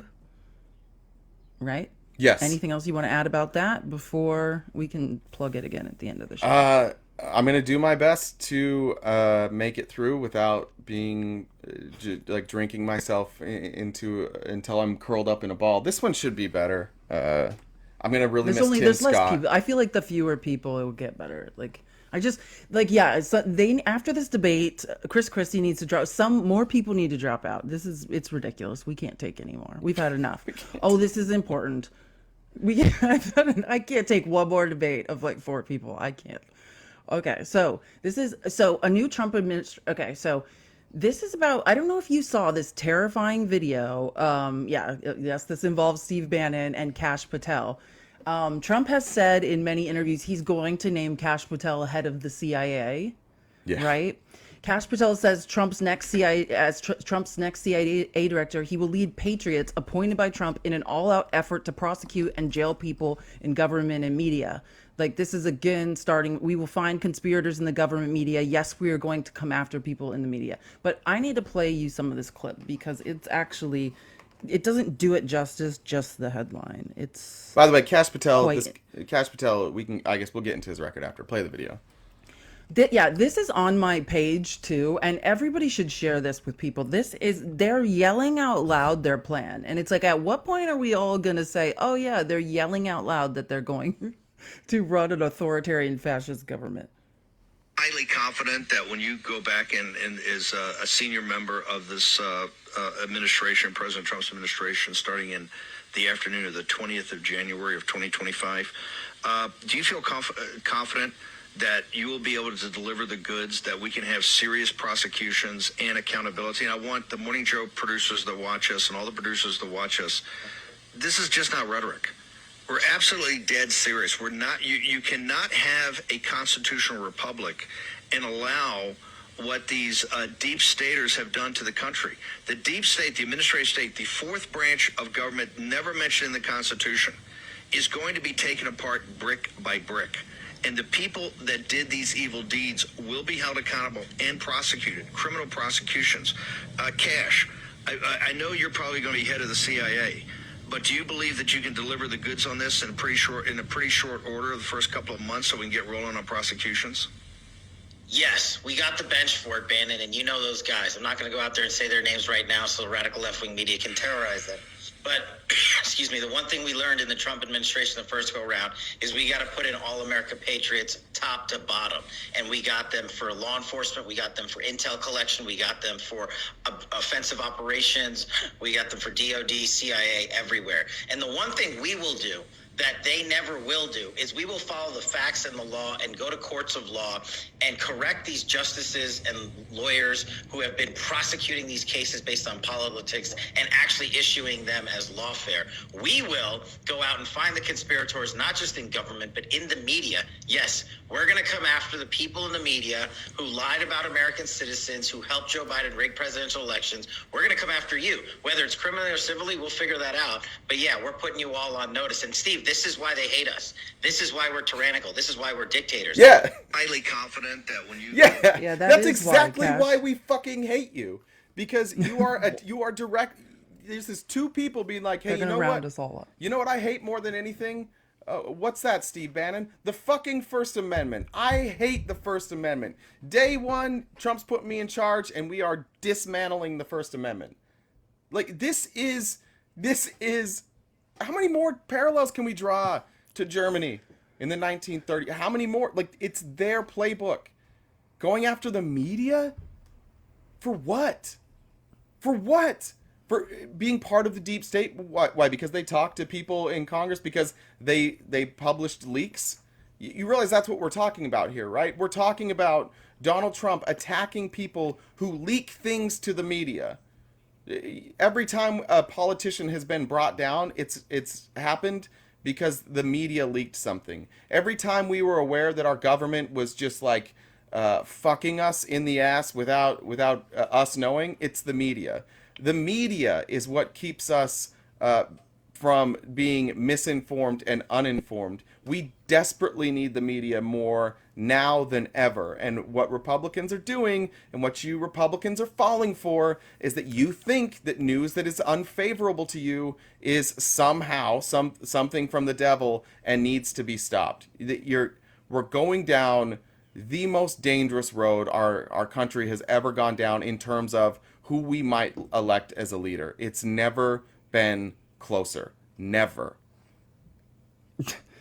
Amen. I could not agree more. I mean, like, if we don't listen to these warnings, like, they're just saying it out loud. Like, this is the future. And if you don't know what they're referring to when they say deep state, it's the civil service. The civil service are people that are in government positions that are not elected.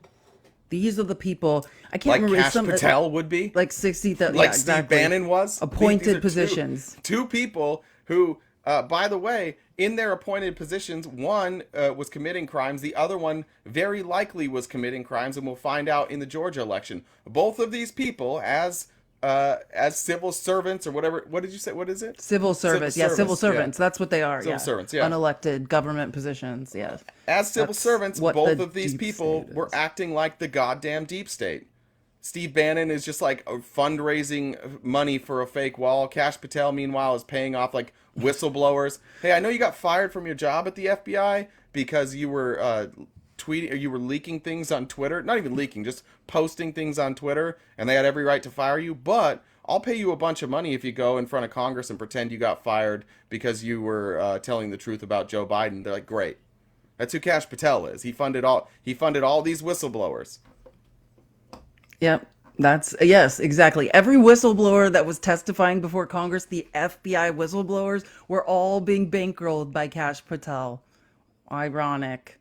Anyways, okay, so let's move on to the civil trial, Judge and Goron. I'm not going to do, the clip is kind of long, but what's been going on is, I told you that Trump's defense is coming to a close in that case. He is the last witness scheduled to testify on Monday. And which one of the failure lawyers? What's his name? Chris Keiss went before Judge Engoron yesterday and argued a point that is not even arguable. It's a disgrace, but trying to get them to postpone Trump's testimony because the gag order is still in place. But I just need to say, I'm so tired of Trump going around saying he's gagged and how can I run for election? The gag order says you specifically can just not talk about this court employee, right? Yeah. That's it. But yeah, okay? basically, Anything else. He can trash the judge. He can do anything he wants except for trash this one court employee. Right. Or that's what it is. Potentially witnesses too. But even then, you are allowed to be critical of the witnesses. You're just not allowed to, I guess, threaten or intimidate the witness. So it's a tricky line. Like you have to. And Goron's got the worst job in the world because he has to navigate but that. Like, my point is just this is a limited, tiny little gag order. Yeah, it's nothing.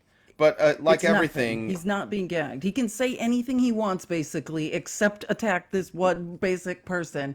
But what I was listening to Michael Cohen and Ben Meiselas on the Midas Touch network yesterday, and Michael Cohen was discussing why is Trump trying to put off testifying? And he's not just trying to put off testifying, he's trying to put off testifying for months and months and months, obviously to delay the trial, but also because what they want is to get the gag order lifted. They're going to try to appeal it through the Court of Appeals system. And they want him to testify when the gag order is not in place so that he can go for a mistrial. He wants to be able to yell a bunch of crazy stuff and then based on his insane testimony that he gives, try to get a mistrial. Yeah, they need clips of the judge telling Trump to shut up. If they can get clips of this judge being angry or emotional in any way, then that's what they'll use. That's what they've been trying to do this whole time. They're trying to draw reactions out of the judge and out of the prosecution so that they can say, look, this is biased, we need a mistrial. They're doing it with Letitia James, they're doing it with Willis, they're doing it with Jack Smith. They're doing it all across the board because they understand the evidence does not work for them. Again, their defense in this case is literally, hey, the banks didn't know we defrauded them. That's the defense. The defense is the banks Which didn't is not a figure it out, defense. so it's fine because all of the evidence shows that they did defraud the banks and therefore defrauded the state as well. Like, fraud was committed twice. It's an open and shut case. But that's why they're doing Deutsche Bank should be tried too. Deutsche Bank should be tried too. I mean, it's like, oh, my conspirator in this crime benefited also. There were no, you know what I mean? So what's the problem? Like, everyone got paid. That's the defense. It's ludicrous. Yeah, if you and I, we are kind of in business together, right? Let's say we're sharing the revenue for our content, and I'm like, hey, we're sharing it 50-50. You're like, great. And then you find out down the road that you weren't actually getting 50%. You were getting 50% of what I told you the revenue was. But it turns out there was all this extra revenue. Well, I defrauded you. I didn't. If you trick somebody and they fall for it, you're not in the clear. That's not how how life fucking works. It's not how the law works. You can't lie and defraud people and then use the defense that, well, they didn't see it coming. Okay. Well, I cut them a check. They got paid. Yeah, you know what they would have got? If Donald Trump would have been honest about these, I've seen testimony, not testimony, but I've seen people talk about how these loans work. Clearly, the bank wanted to work with Trump. They were going to work with Trump. What we're talking about is interest rates and terms and money up front. The bank did lose money that they could have gotten if Trump was honest. And maybe they did agree. Maybe they're like, yeah, well, whatever. We'll just do it on these terms. Again, fine. That doesn't mean that he didn't defraud them. It doesn't mean that he also isn't defrauding our government all the time by declaring incorrect values for his properties. Why That's absolutely true. Wake up in the morning and they're like, oh, I got to defend him. We got to defend this guy. What's that? Oh, he scammed people but they didn't know? Oh, well, same shit with Trump University. They should have known.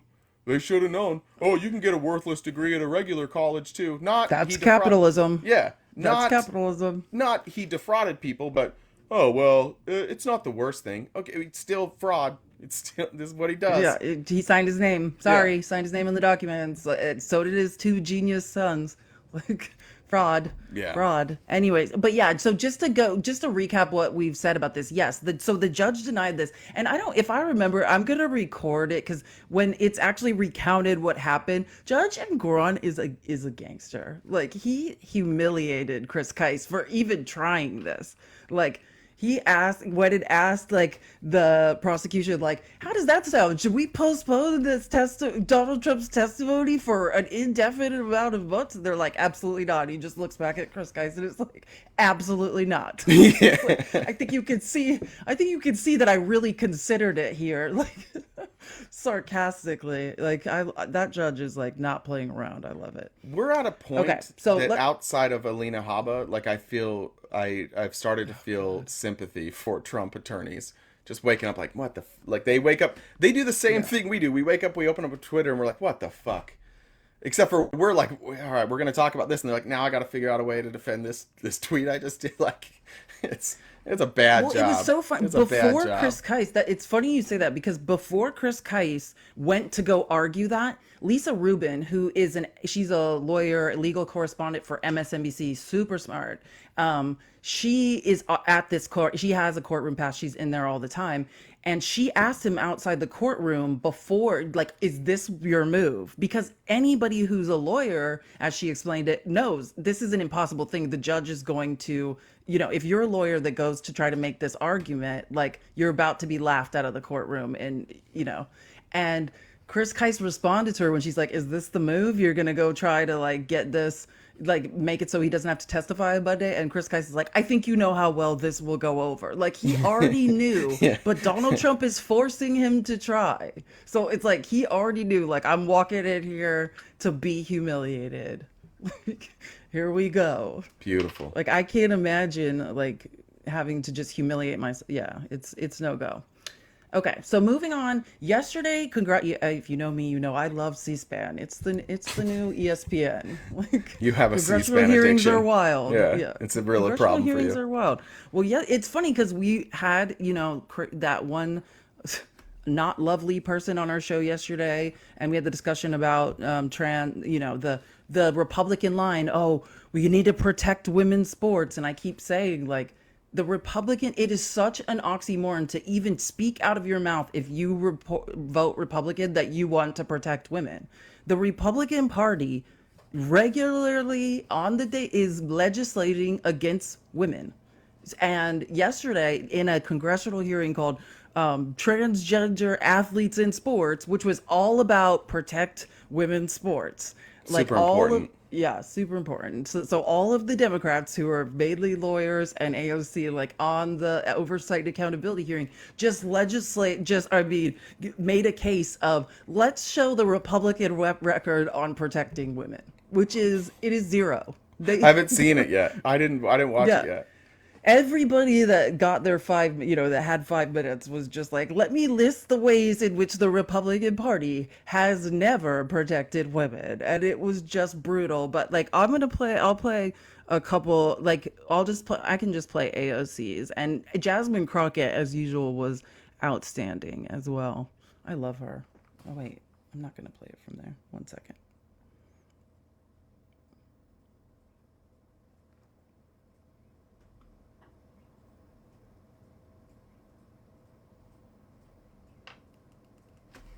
There were so many hearings yesterday that were good. Okay. We're supposed to sit here on this side of the dais and to ranking member Lee's point, see a party that has voted against women's access to abortion, voted against our right, the Lilly Ledbetter Equal Pay Act, voted against the Violence Against Women Act, voted against our right to have access to contraception, and also doesn't even vote for equal funding, equitable funding in women's sports. And I'm supposed to believe that this is who's looking out for my best interests? I think not. And to that I yield back. You just gotta love her. But that was the general vibe of the whole hearing. Just a bunch of lawyers attacking the witnesses. Like it was pretty awesome actually. I watched like a couple hours of it and I just was like, yeah, AOC is amazing. Jasmine Crockett's amazing. There's so many great women like in Congress for the Democrats. Like, Not a well it liked makes me video. proud. The men on YouTube did not like that video you put out. Oh, I knew that was they the one wouldn't, but that was like the one I they were saw most and I was, upset about. Yeah. oh, they hate AOC, but this is because they love her. It's okay. It's okay to admit it. She's amazing. We all I'll know. never. I actually won't ever understand the people who call her dumb. I really won't. I'll never understand Oh that. yeah, her There are economics. if you she's a can't genius. if you can't She's an sep- international economics genius. yeah, if you look Like, at that deep. person, whether you agree with her or not, like you can, if you hear AOC speak, and your conclusion at the end of that is she's dumb, it's probably because you didn't know what she was talking about. It's an indictment on your own Yeah, intelligence. Like that's what I always say. Like if you're going around calling people dumb who are clearly not, like you're insecure. It bless yeah. your heart. And like you said, you don't understand the words that are coming out of her mouth because she's everything but unintelligent. Nothing she said there was wild. Nothing she said there was even remotely untrue. It wasn't even like that incendiary, but just Republicans hearing truth is the thing they get the most upset about, right? Like if you call them if you call them names, if you make up something about them, like they're usually okay. But when you see Republicans really upset and you see them having a united front being upset about something, it's almost always because you're hitting on something true. Almost always. They rarely will respond to something that wasn't true. That's just obviously untrue. But something like that, yeah, that's going to get people excited. That's going to get Republicans all sorts of pissed off. And lucky for them, they get to be mad and misogynistic at the same time. So it's double win for them. Okay, I'm gonna play just a couple short things from Jasmine Crockett too. And while I'm doing that, tap the screen. Okay, let's get our likes up. This is Jasmine Crockett doing a little thing about their orange Jesus. You'll love it. Most everyone up here on the other side of the aisle has endorsed a person that has been found liable for sexual abuse of women to be our president of the United States. But we are going to talk about how this party is going to protect women. All right. So And then here one more short clip of her same person, Jasmine Crockett. She was calling out the Heritage Foundation, and she also called I can't remember, she called some states deplorable, and then Yeah. Margarine had to break in and try to do a point of order. And Yeah. Jamie Raskin's like, that's not a point of order. Margarine has no idea the rules of Congress, so she'll just yell things like that she hears people that know what's going on yelling, like Dan Gold, and they're just like, that has nothing to do with Hearsay. what's going on. Yeah, exactly. That's This exactly isn't what she does, and they're this just isn't like, court. nope, that Yeah. doesn't apply here. Like, it's hilarious. Okay.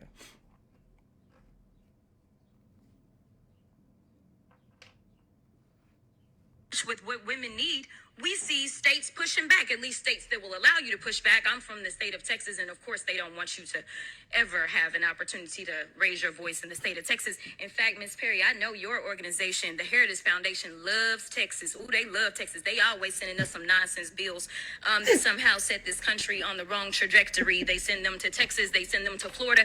Every deplorable state that we can think about, they usually coming out of y'all's think tank. But nevertheless, when we talk about protecting women, what we've seen is, say, in the state of Ohio was one of the most recent states when their lawmakers didn't have the courage to do what they needed to do because, of course, we believe in gerrymandering. And because we believe in gerrymandering in this... Point of order. I moved Please to stop strike my her time. word. I moved to strike her words. Deplorable states. That's not a point of order. Let the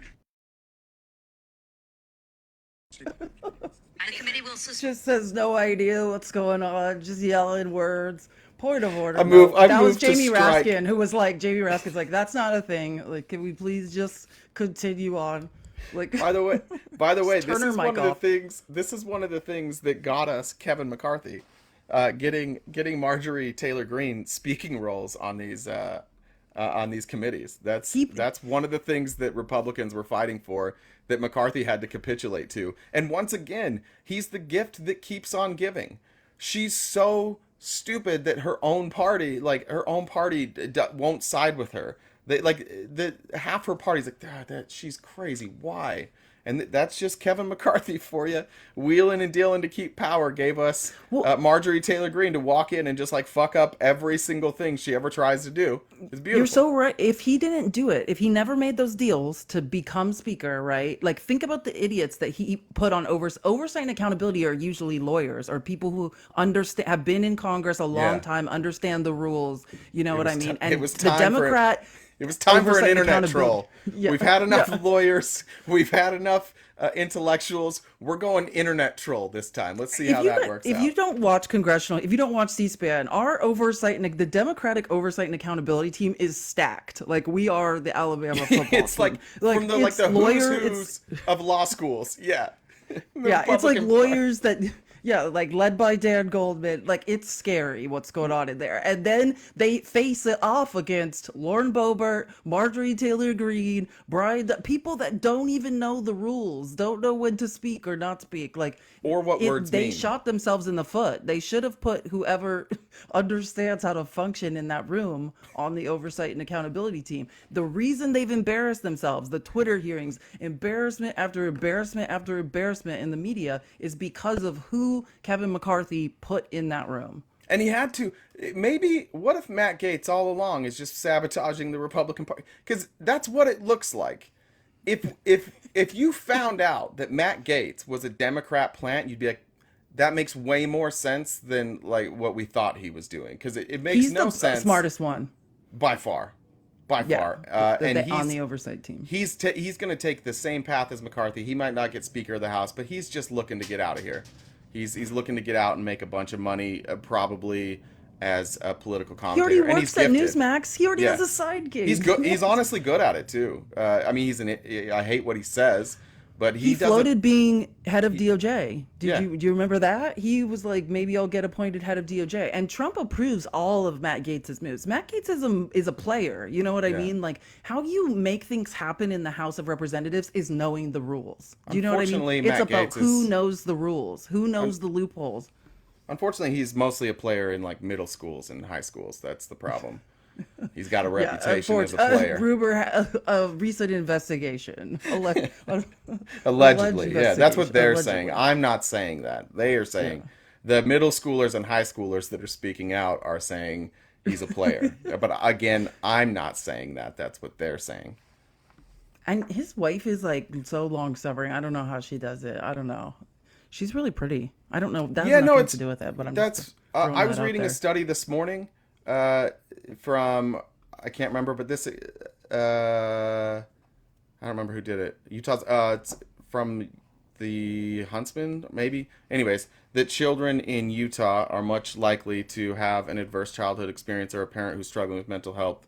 That is when I look back like at my mom and the way that she lived, like my mom's entire life as a mother was choosing when it was worth it for her to speak. And I get that impression with Gates' wife. I get that impression with DeSantis' wife. And you get that Mike Pence's wife, she talks behind the scenes, but she talks. But that's kind of like what being a conservative politician's wife is. Like, look pretty, be in shape, dress nice, dress conservatively, and you better fucking pick your spots to speak. Don't talk a lot, and when you do, it needs to be something that's not controversial, and it needs to show how loving and compassionate you are. That's what being and don't upstage a man. Yeah. Never upstage a man. Just slightly behind them, and don't shine your light too bright. Don't be too smart. Like, just stay dim. Yeah, to be seen, not heard. Exactly. Be seen, not heard. Yeah.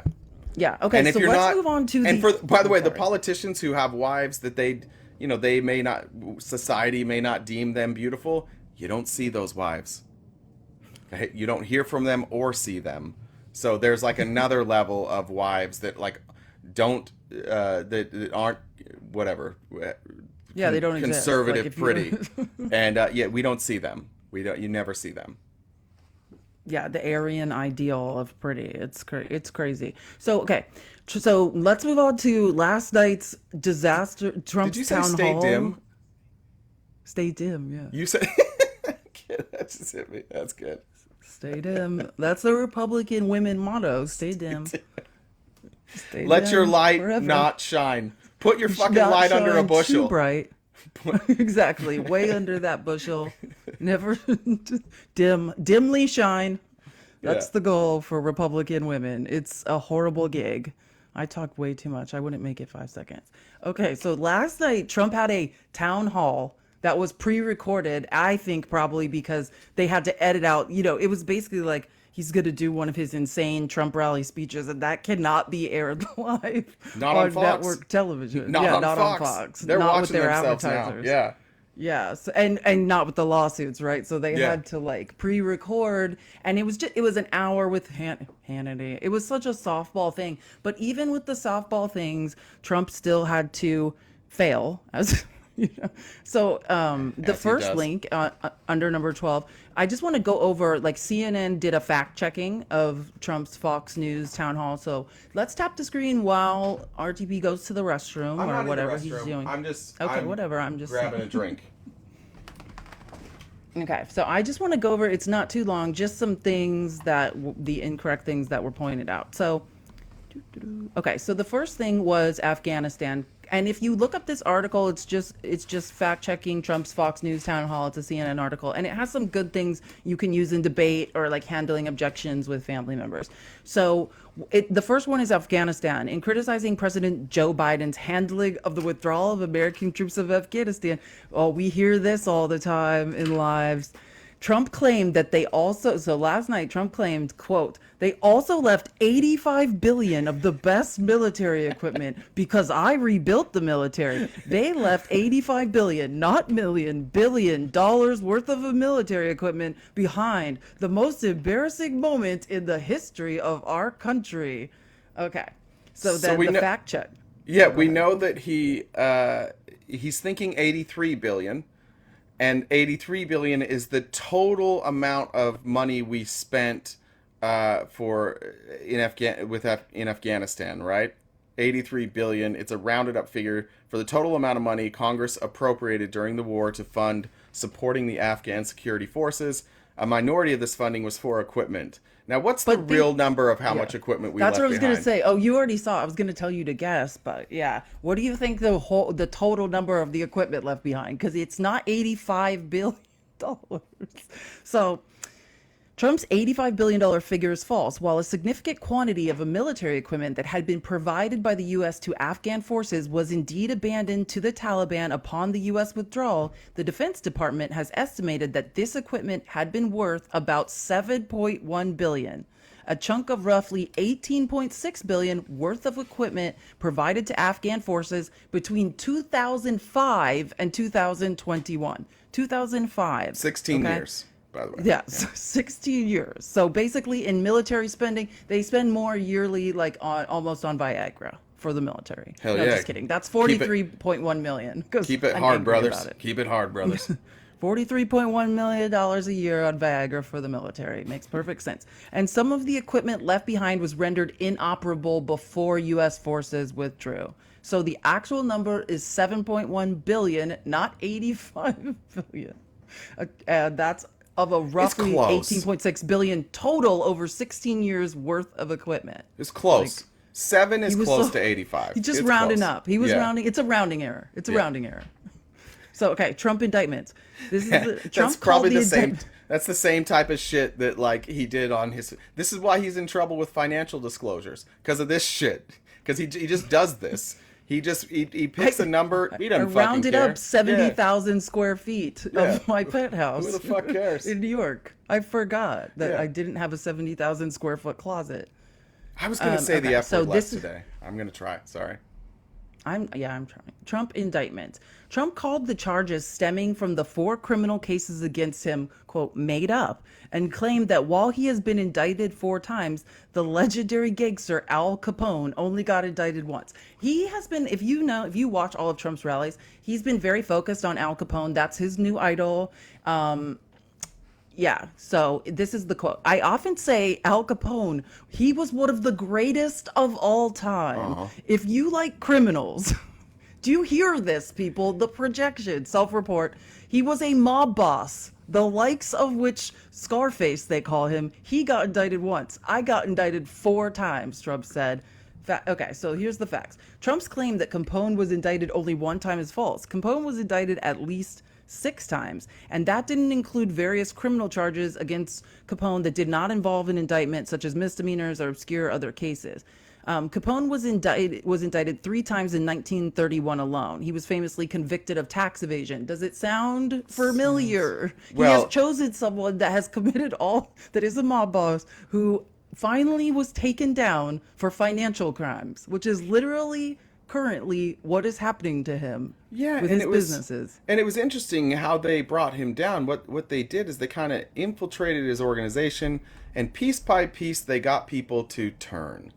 It's a process. We have a name for it now, but they took all the people together and people just started to turn. I don't remember the names. Off the top of my head, if I could remember some of the names that turned, I think one was Jenna Ellis. I think just kidding. I don't remember the people. It's literally, this is history replaying itself. But I don't think you did justice to his quote when he said, I often say Al Capone, he was one of the greatest of all time, if you like criminals. Yeah. Yeah. Self-report. Yeah. Greatest of all time. Good for you, Donald Trump. Donald Trump will go down as one of the greatest criminals of all time. Honestly, he is an incredible criminal. And like all criminals, especially ones that are like all criminals that are difficult to take down, the reason they're difficult to take down is they've coalesced this following around them that offers them protection. Fanhood offers protection. Belief that they're fighting against the system offers protection. All of these mob bosses, they took care of their cities. They took care of the people around them. They took care of the police around them with bribes, right? They were beloved in their community. They gave back in their community. That's one of the keys to protect yourself. And Trump doesn't even have to be a good guy anymore. He can be a total piece of shit.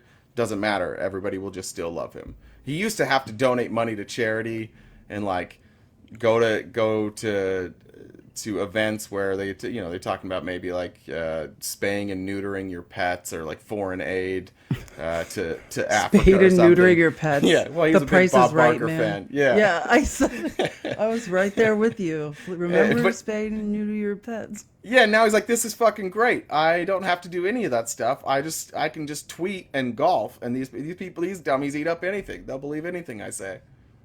It's ridiculous. Oh, this is a good one. Okay, the next one is a good one because I'm so tired of this. So the town hall again was in Iowa or whatever, and Iowa farmers, like the biggest myth. Stop acting like you've helped farmers. You've never helped a farmer a day in your life. Trump claimed he gave farmers from Iowa $28 billion from China. Here's the quote. That's why I say I'm going to win Iowa, the former president said, adding, I gave the farmers $28 billion and I got it from China. Who else could do that? So here's the fact check. Trump's claims are wrong in 2 ways. First, and most critically, this money wasn't from China.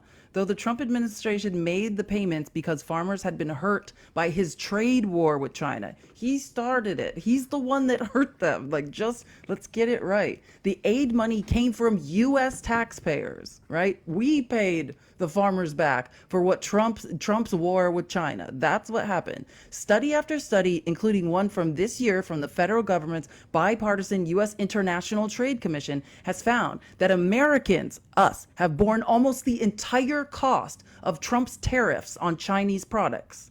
And it is U.S. importers, not Chinese exporters, who make the actual tariff payments to the government. Now, when you say... When you say Americans, are you saying Americans like us, or are you just saying Americans because Americans paid this? Does Americans include the Chinese, or is that just Americans? I think it's just America. It's just America. Okay, I just want to clarify. I want to make sure when we said Americans, we weren't including the Chinese. We're not? Yeah. Okay, cool. No. Making sure. So it is Americans that paid it, not China. Okay, and then the next point Yes. was? Okay. Okay, so second, as the Washington Post noted in a recent fact check, the payments to farmers under Trump's program totaled $23 billion, not $28 billion. So he can't even get the number. Like, he has not gotten any actual facts correct. That's why it's like, to be in a debate with him, it's you win before it starts, because there's not one fact he ever gets correct. It's mind-boggling. Trump has never helped the farmers. And how many times have we had this discussion with David trying to explain, and Republicans in general trying to explain what these tariffs did to farmers? And he's there. By the way, I lived in Iowa when I worked for Romney. I was in Iowa. That was one of the states I was in. We talked about this, Quad Cities. They are not your typical like rural voter. They take a lot of pride in the fact that they are the first primary. They take a lot of pride in their politics, and they're also very friendly people. Iowa politics are different. They're not so vitriolic. The neighbors, like, it's kind of like for Christmas, if you've ever lived in a neighborhood where everybody tried to kind of outdo each other with decorations, right? You'll see some of that, but it's it's friendly stuff. Iowa knows this. We talked to the farmer. Who is it that has the farm in Minnesota? I can't remember who that was yesterday. Like, they're seeing this. They know. Yeah. They know that corporations are actually the ones hurting them. They know that these tariffs didn't do anything. This argument about tariffs and helping the American public, this works when you're talking to like the generic Trump voter who isn't a farmer, who doesn't own a big farm. But for everybody else, like, no, because I remember I got money from the government. I didn't make more money. The government had to give me money because I couldn't sell any of my shit to China. Because China then retaliated with tariffs against American goods. So these farmers had like all this product that they couldn't sell, and Trump's like, don't worry, just cut him a check, and he did. That's what actually happened. He fucked up, and then he wrote him a check. Kudos to him for writing him a check. Appreciate that. Thanks for not letting the farmers go under. But you wrote a check because you don't understand how tariffs work. Yeah, he gambled and lost. Like, he likes to be like, I was tough on China. Like, you were not tough on China. Yeah, I think he thought China was going to back down. Yeah, you right? gambled with Xi Jinping, and he said, surprise. Like, I am the supply. I am the supply to your demand. I will be doing nothing that you say. Yeah. Like, we cannot attack China economically. We're too intertwined. To attack China is to attack ourselves. Like, it's biting on, what is that saying? Don't bite your bite off your nose to spite your face. Yeah, bite off your nose to spite your face. Like, yeah, because that's what you're doing. Like, and he still does not understand that. Okay, so back. So that's the fact check portion. Okay. And then, someone in the comments, it's like LJL9453 said, and Hannity never corrects him. That's exactly right. Like, if you watch the Newsom-DeSantis debate that Hannity allegedly moderated but decided to just be an active participant in the debate, he interrupted Gavin Newsom, not because he was not factual, but just to interrupt him and stop him from getting facts out. And never once. Trump sat there and lied the entire time, never fact-checked him one time. Gavin Newsom was literally cut off every time that he, like, for his time, every single time he was cut off, and almost always when he was getting to his point. Like, when he started hitting his point, Hannity jumped in. And I don't think it was even like I don't think Hannity did it because it was planned out. I think that's Hannity's. Conservatives do this. I can speak as somebody who was a conservative. When that happened, when I was in a debate with somebody and they started saying things that I didn't understand, or like they were saying something that was new to me, my knee-jerk reaction was to stop that. I had to stop that right then. Not that I necessarily knew what they were saying, but just saying like, no, we're staying on topic. I didn't realize they were actually on topic. I didn't realize that point was going to help tie things together. I was just like, I've never heard that. I have to stop it because we don't do like new information here. And you could see Hannity do that through the entire time. He's like, I remember at one point he's like, oh, are you working for the Bidens? Are we going to talk about the Bidens now? I thought this was state versus state. It's like, Ron DeSantis has said Joe Biden 85,000 times. That's what he says it every time. And all he's talked about is Trump and Biden. And the one time Newsom said Biden. He's like, oh, what are you working for the Biden campaign? I thought this was state versus state. That is the goal. Like one of the main talking points in the media right now is to tie whatever Democrat is speaking, elected official or not, or a person in the media, tie them to Biden Harris. Oh, okay. Like you're propping up Biden Harris. They want to make that connection and they make it a point to do that. Okay. So I'm going to play some clips of now just 3 things that are important, I think. And while we're doing that, let's tap the screen. Let's get to over 200K. So clip number 1. Oh wait, I'm not playing it on there.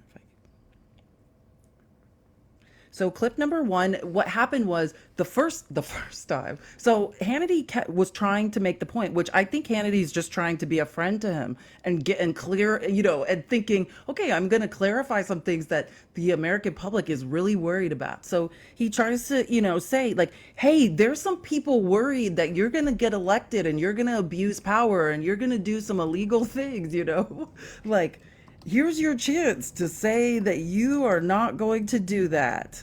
And what do you think he did? Okay, here we go.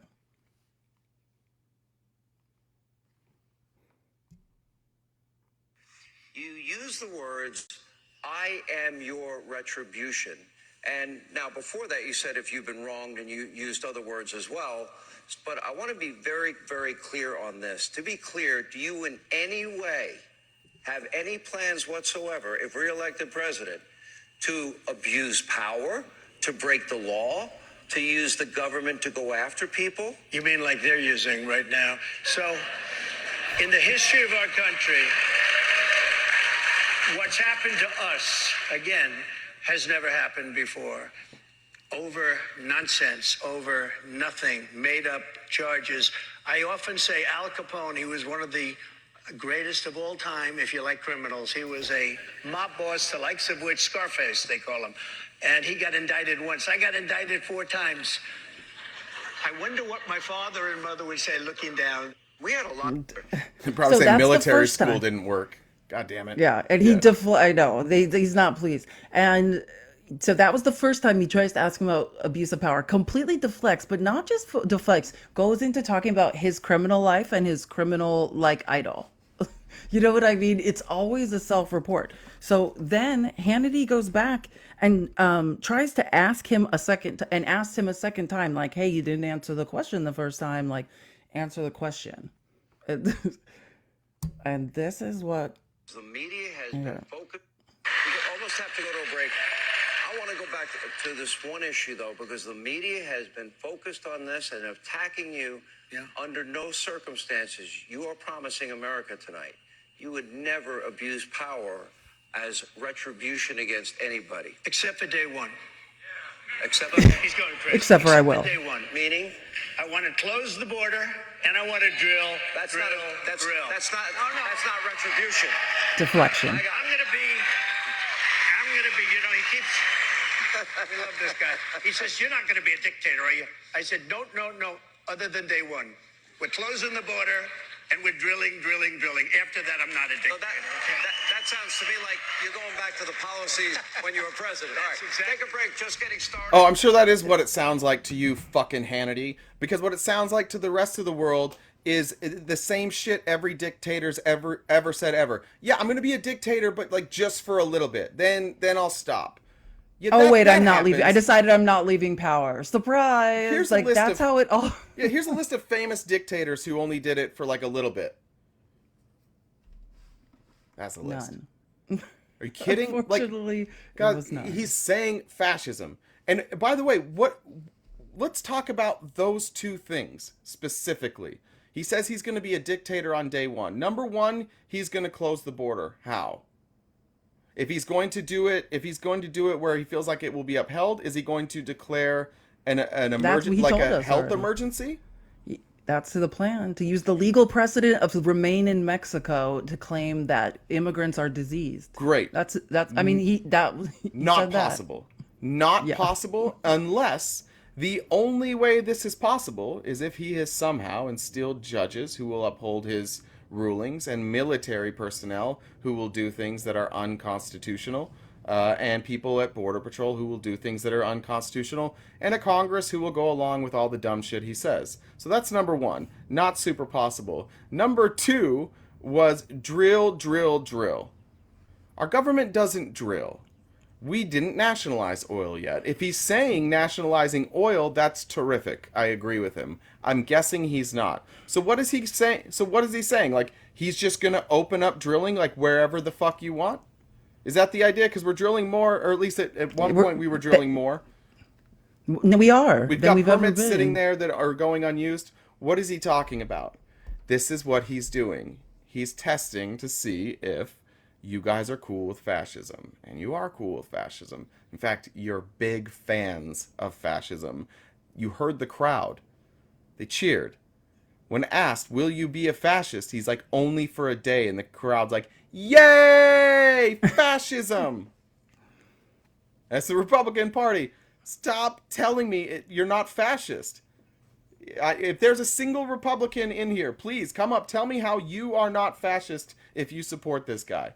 If you support him, Ron DeSantis, or Vivek, you are a fascist. There's no ifs, ands, or buts. That's who you are.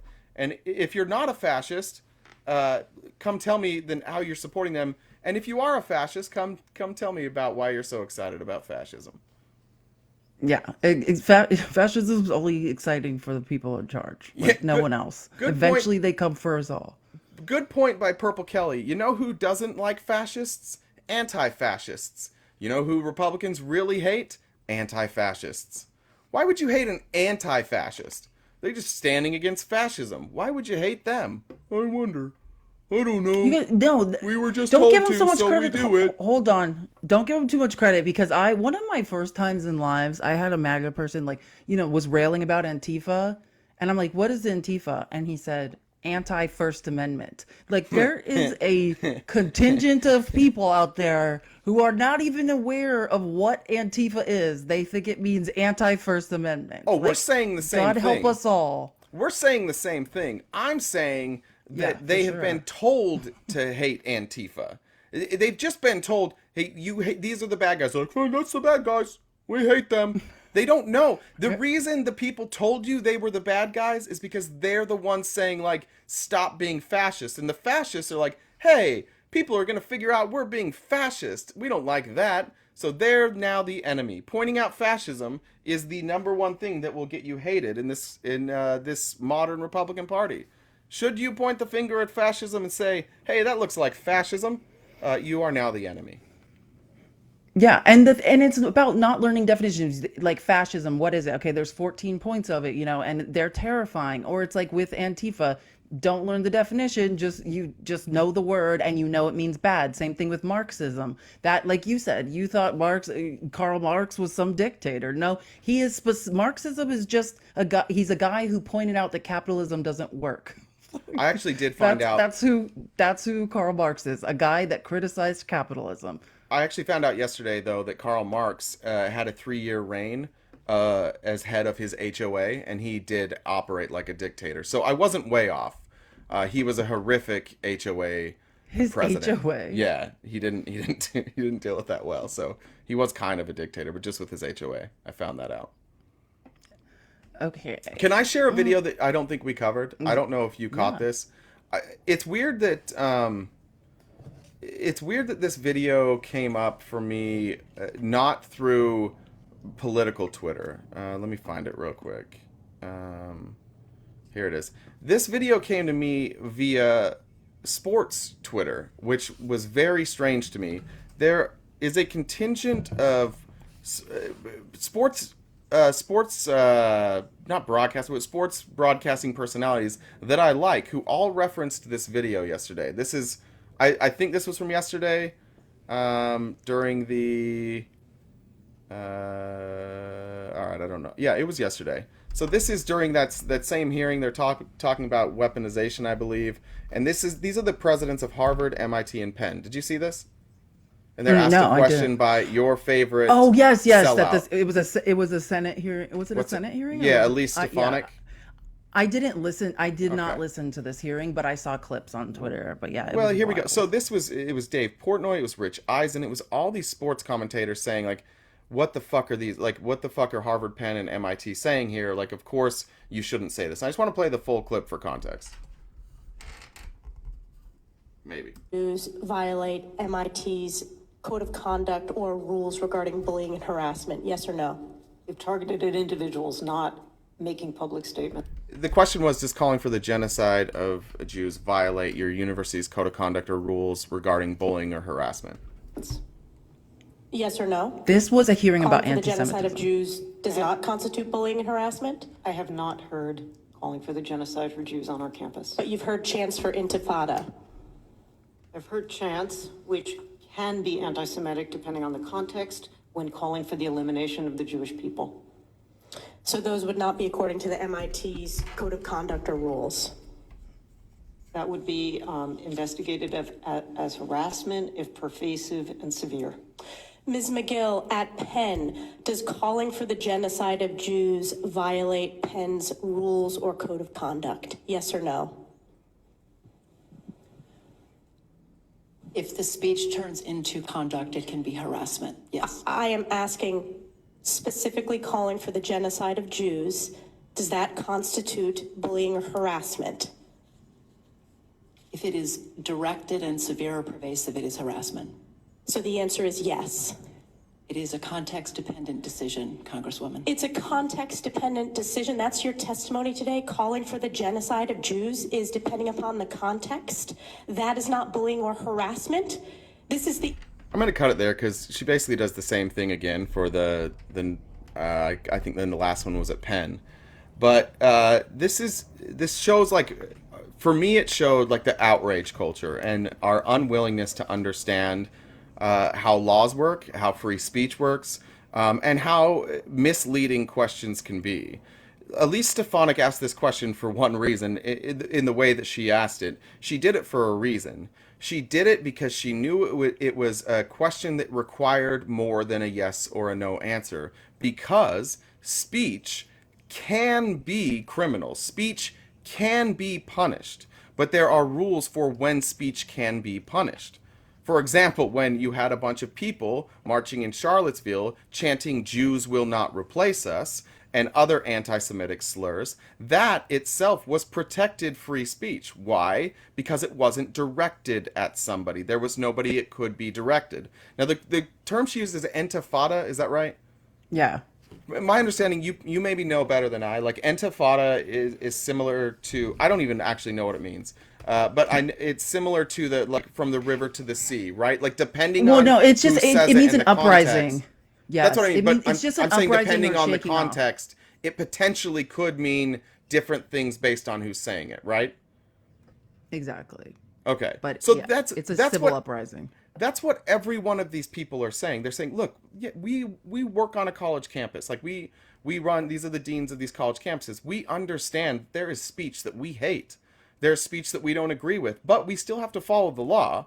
Like we still have a First Amendment. And this is one more time Republicans saying, like, we are not cool with the First Amendment. We are not cool with the First Amendment. If you were to say that just simply stating, and as awful as it is, saying if you wanted to call for the genocide of Jews, like if you just said that to a friend, is there going to be some sort of legal action taken against you? Is that's the road we're going to go down now? Like, that's where we're headed? And it was so frustrating to see Dave Portnoy, to see Rich Eisen, all these people, like, I can't believe this. It's like, do you not know, like, why free speech is so important? Do you not know that, like, limiting free speech takes away the freedom for all of us? These answers are perfectly acceptable. Every one of these answers is like, yeah, we hate that. And if it's targeted, if we can show that it's harming people, then we take action. That's the point with speech. If you show that it's harming people, you can take action. But you can't legally just squash speech that you don't like. It's the way it goes. Yeah, I have a good example of that. It's like how those schmazzies, like in Florida, like they were on that bridge that one day during that crazy like protest, but like they stand on corners, and when cars pull up to stoplights, are yelling, like in largely like Jewish places like Boca Raton, where there's large Jewish communities, and they're standing like on corners and cars have to pull up to stoplights, and then they're harassing people in the cars. But that's actually like If they're just yelling anti-Semitic things and it's not directed, then it's not a problem. But when they started going up to cars, like trying to break people's, directing it at someone directly, that was the only time when it could be stopped. Like when they started actually like attacking people in the cars, which is crazy, right? Like how can this be allowed to go on? But that is the First Amendment. If you're not directing the speech at someone and harming them, then the First Amendment applies. I know this because of the tech industry. Like one of the main tenets of the tech industry that tech billionaires like follow that people don't understand is the unwavering belief, which seems almost criminal and like heinous sometimes, of the free exchange of information and speech.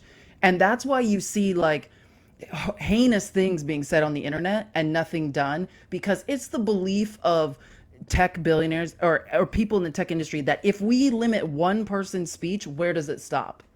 You know what I'm saying? Like, where does it stop? They believe in complete free speech, which can be dangerous and scary unless you're directing it at someone. It's a harassment campaign or it's messing up your advertising revenue. Am I right? Right. Unless you're Elon, in which case unless you're you Elon double Musk. down. You double down on it.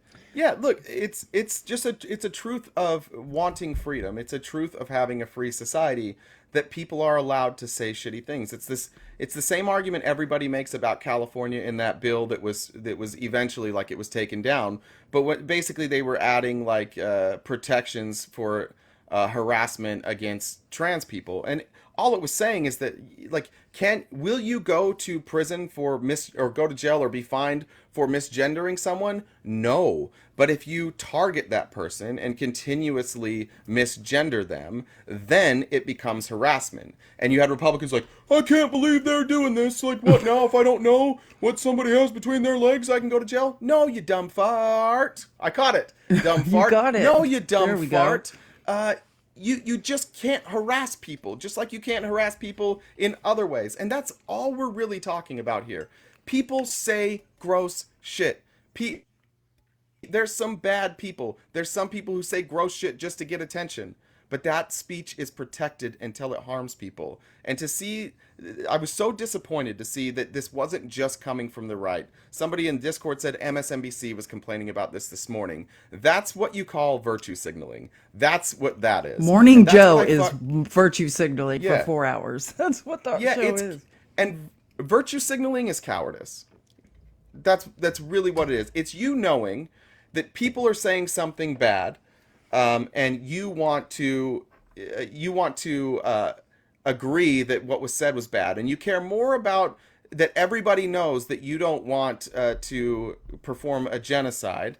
You care more about people knowing that I'm against this than you care for standing up for the rights and the protections granted our Constitution.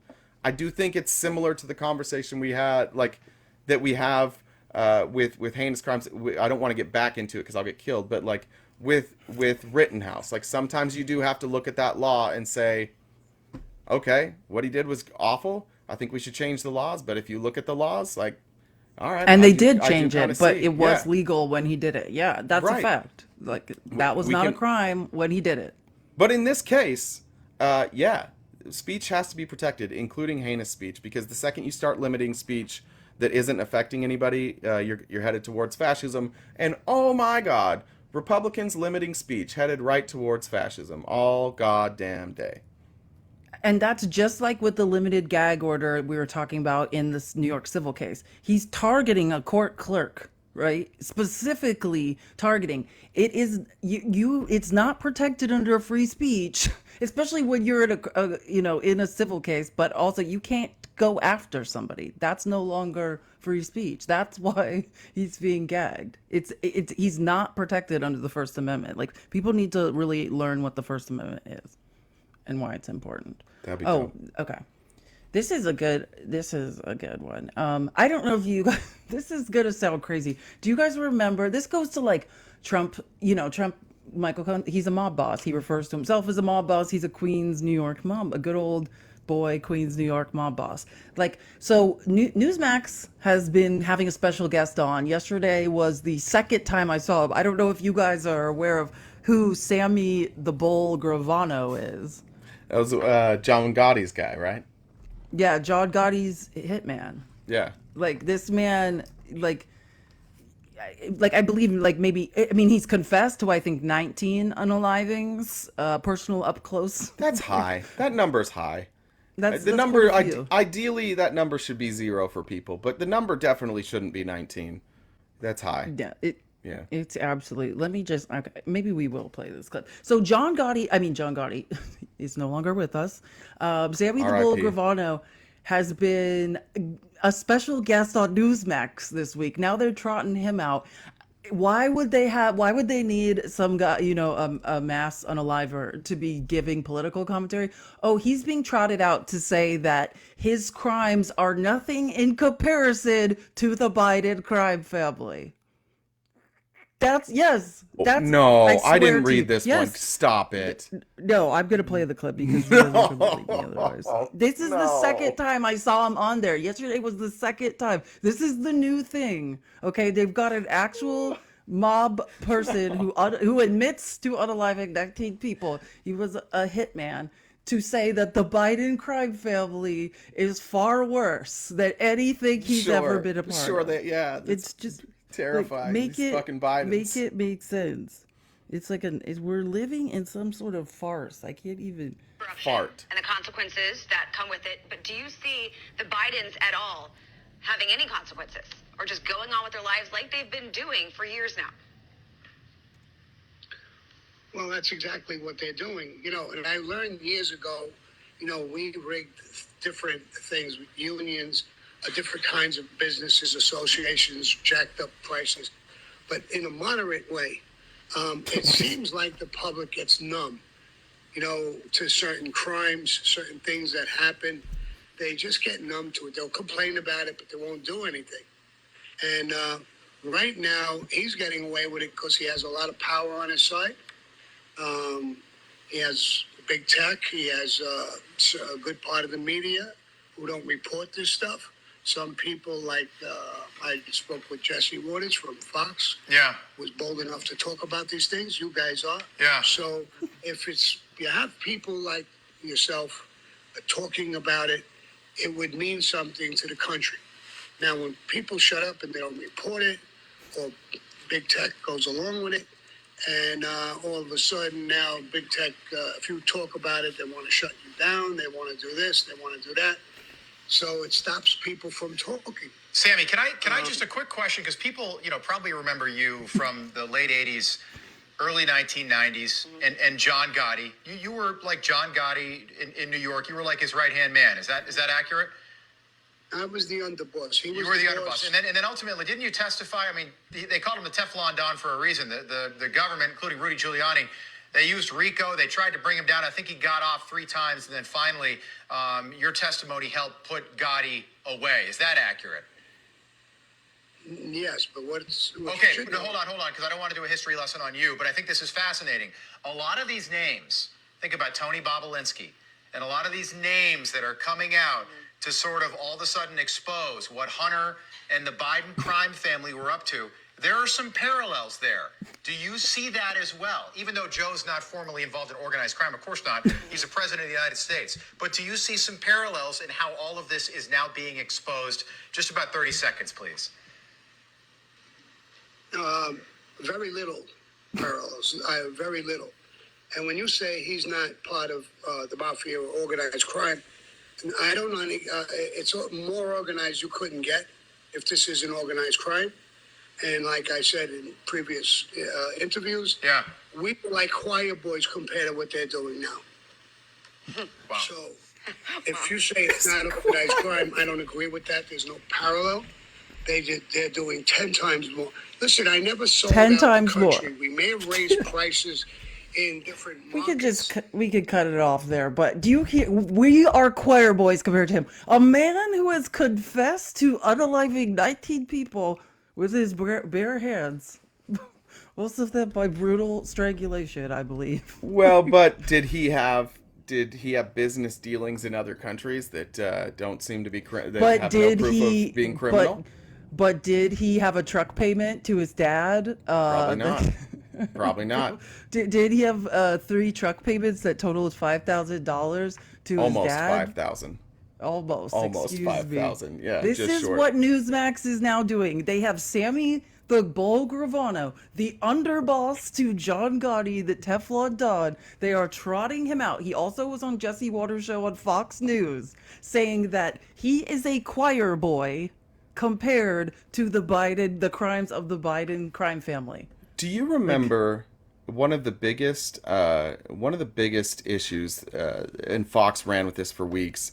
Bill O'Reilly debated, I want to say Jon Stewart on this on his show. Do you remember when the entire right was up in arms, talking nonstop for a week that Common was allowed to come to an event at the White House? And because Common was somebody who had advocated, I forget that lady's name, that she's accused of unaliving some police. She denies it. I want to say she wound up in Costa Rica or Puerto Rico. I can't remember who this person was. And Common basically said something to the effect of like, yeah, like I resonate with her story. And that was it. And there was this big debate on the right that the left is cozying up to criminals now. And now this, like, whatever many 10 years later, we have Sammy the Bull up here calling the Biden crime family more dangerous than the actual mafia.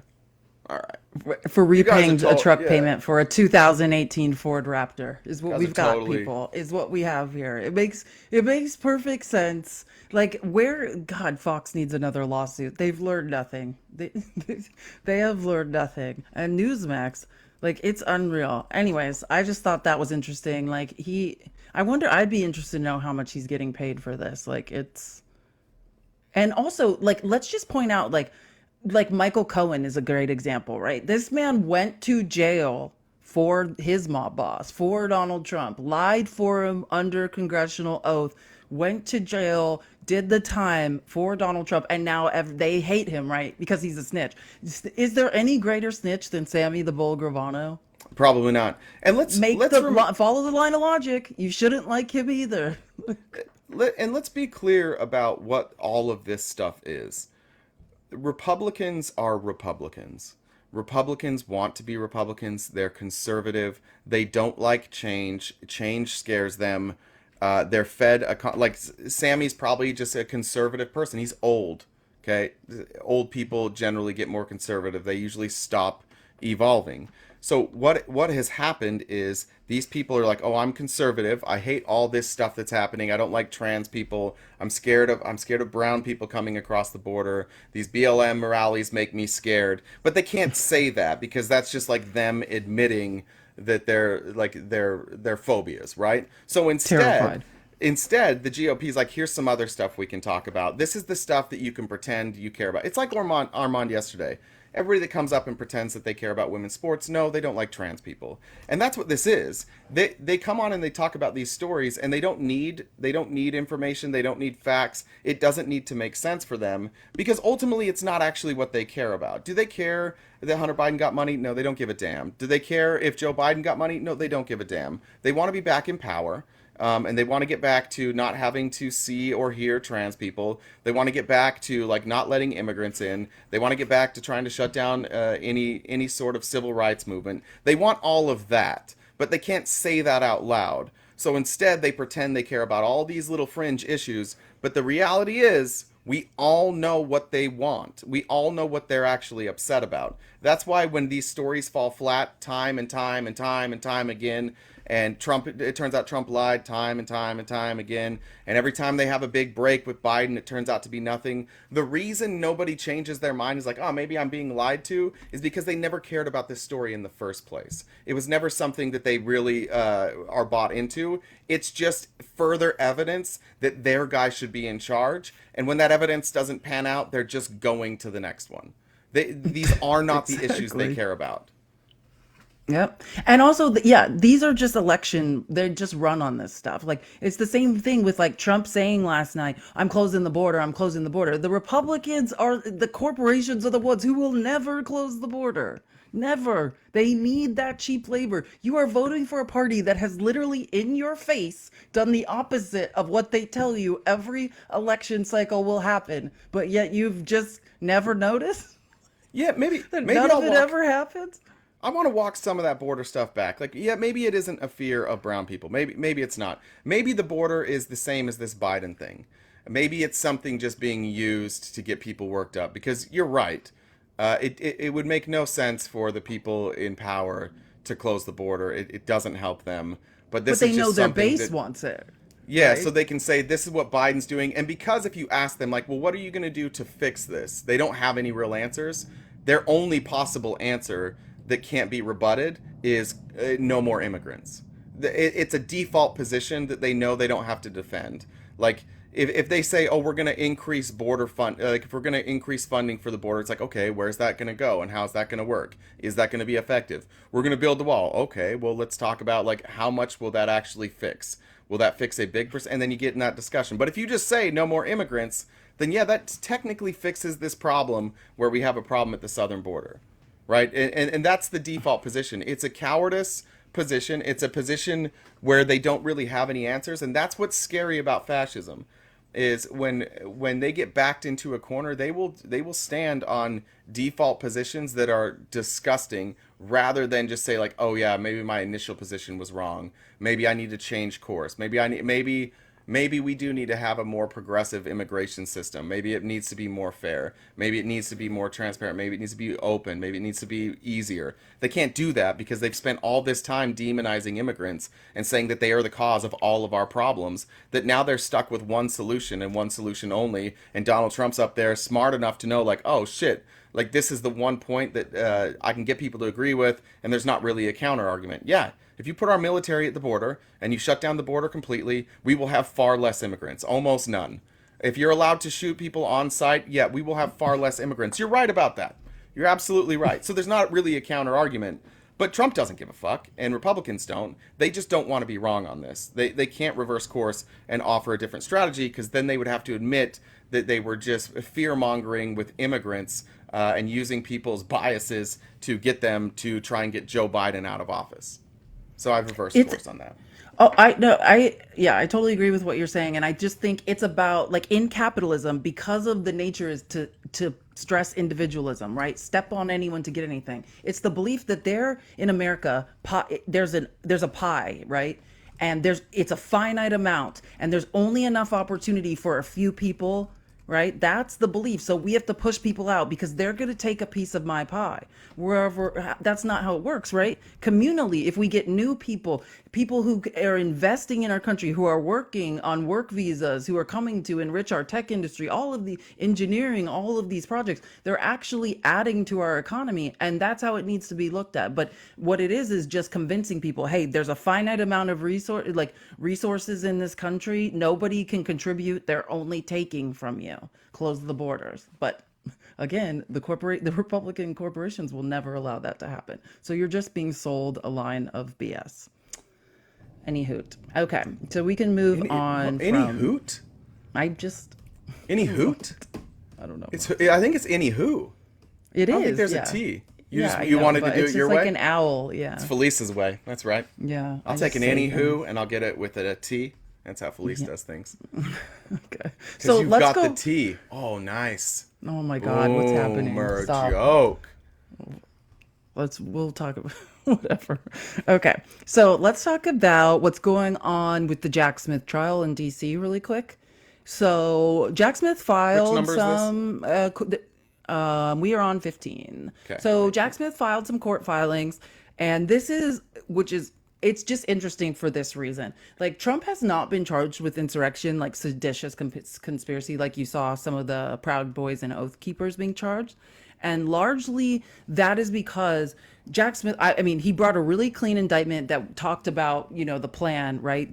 What led up to it, the fake elector scheme, and all of the plan before that, how he weaponized the DOJ. It's a nice plan. But what is missing in the indictment is that connection from here is the plot, here is what led up to January 6th. Now, show me the link between this plot and the people that showed up at the Capitol, right? That's the missing link for the seditious conspiracy connection, which can be brought later, right? A superseding indictment or whatever. So in a filing that Jack Smith just made, The special counsel alleges Trump sent supporters on path to January 6 violence. In D.C. court filing, Donald Trump is accused of a history of election lies and public endorsement, encouragement of violence. In a new court filing, prosecutors working for special counsel Jack Smith went further than they did in their August indictment in attempting to tie Trump to the riot directly. They said that at Trump's criminal trial in Washington, currently scheduled for early March, they intend to introduce evidence of his acts before the November 2020 presidential election and his subsequent alleged threats to establish his motive, intent, and preparation for attempting to subvert Joe Biden's legitimate election victory. So what the court filing basically is, when you read it, is Jack Smith's team saying, like, we're going to make that connection. Yeah, we're in the court. We are going to show you the connection that is missing, right? They didn't indict for it because that could lead to a mistrial, or they might not get a conviction. They have a clean indictment, but they are filing saying, like, the case we're going to lay out is going to show that link. We're going to show you how Donald Trump and his actions, the plot leading up, it was him that led those people to be there and to commit acts of violence. Part of the filing that I loved the most, because it includes the greatest man to ever walk this planet, Mitt Willard Romney, is that, and I had forgotten this when I was reading Mitt's book, in 2012, as Trump was out campaigning for Romney, he said that voting machines had switched votes from Mitt Romney to Obama, or this was after. He made the claim that the voting machines had switched Mitt's votes to Obama, and that's how Obama won. Then, and this is in the filing, in 2016, Trump repeatedly claimed there was large-scale fraud. After losing the Iowa caucuses, Trump said on Twitter that Ted Cruz didn't win Iowa, he illegally stole it, and that if he wasn't the clear winner in the convention, that there would be riots. In 2016, in August, Trump said with his race against Democrat nominee Hillary Clinton that it would be rigged. And he refused, of course, in that debate, famously, to say he would accept the election's results. By the way, Hillary agreed to that, and she accepted the results of the election. It goes on, and then it goes into 2020. We've read those. I won't go ad nauseum with those. But then all the preparation, and we've talked about this. Like, you've been conditioned by this guy. He preconditions you to believe something happened. He can't even keep his own secrets, but it doesn't matter because Republicans are dumb. So he doesn't even hide his secrets. He'll just come out and be like, hey, by the way, this election's, if I don't win, the election's stolen. And people are like, oh, yeah, that makes sense. That makes sense. There's no possible way that someone could lose an election by getting less votes. There's no way. So he conditions you to believe that. Then when it happens, he tells you it was stolen, and you're just like, oh, yeah, we'll eat that up. He's been doing that his whole life. He's been doing it in court cases. Every time he would lose a court case, he'd go out to the media and he'd say that the judge was biased, or that people just didn't like Trump, that they were jealous of his success. This is who he is. This is who he's always been. It's just that in politics, we've never had somebody so obviously corrupt that it comes off as honesty. Like, his openness with his corruption comes across as like, oh, nobody that corrupt would be that honest. Nope, he will. He will be that honest. He will do the corrupt things right in front of your face. And we're so used to criminals trying to hide it that, like, Republicans don't realize that he's just doing the crimes in front of them. And instead of recognizing, they're like, those aren't crimes, or, well, other people have committed crimes too. That's what the Trump defense is now. Yeah, exactly. I mean, that's what Sammy the Bull said, right? Oh, we heard it from Sammy the Bull. Yeah. I mean, and he would know.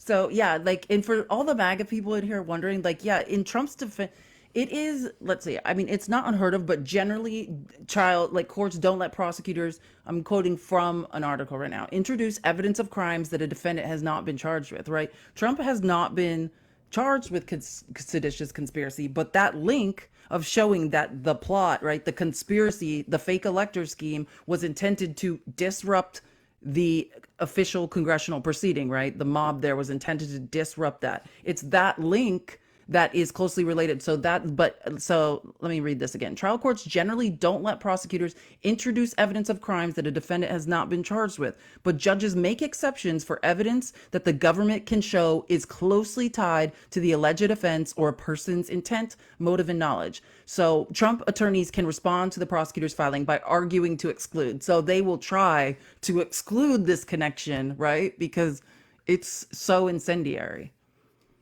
It will be interesting. Jack Smith is weaving he's a master. He's a master of what he does. Love to watch him work. He's very good at this. I mean, he was trying war criminals before this at The Hague. Like, the man is a machine. And those were people who were trying to hide. This must be so, like, for him, he must be like, could he, like, try and hide something? What, does he have to do all his crimes in the open? He's probably bored. He's probably, I guess it's too easy. Exactly. Yeah. I know, what this Trump's is probably like a vacation for him. Yeah, exactly. He just faces all like his the evidence, world's worst war criminals. Yeah, all of his evidence is just like Trump admitting to crimes on Truth Social and Fox News. He like once a week, Trump accidentally admits that he committed a crime. He's like, oh shit, but of course, these people don't care. Oh my God, there was so much of that. Last night, he tried to explain away like his all the mistakes he's making now because he's getting slower and more senile. He said that it's all a joke and just sarcasm, and people just don't understand. Like, what?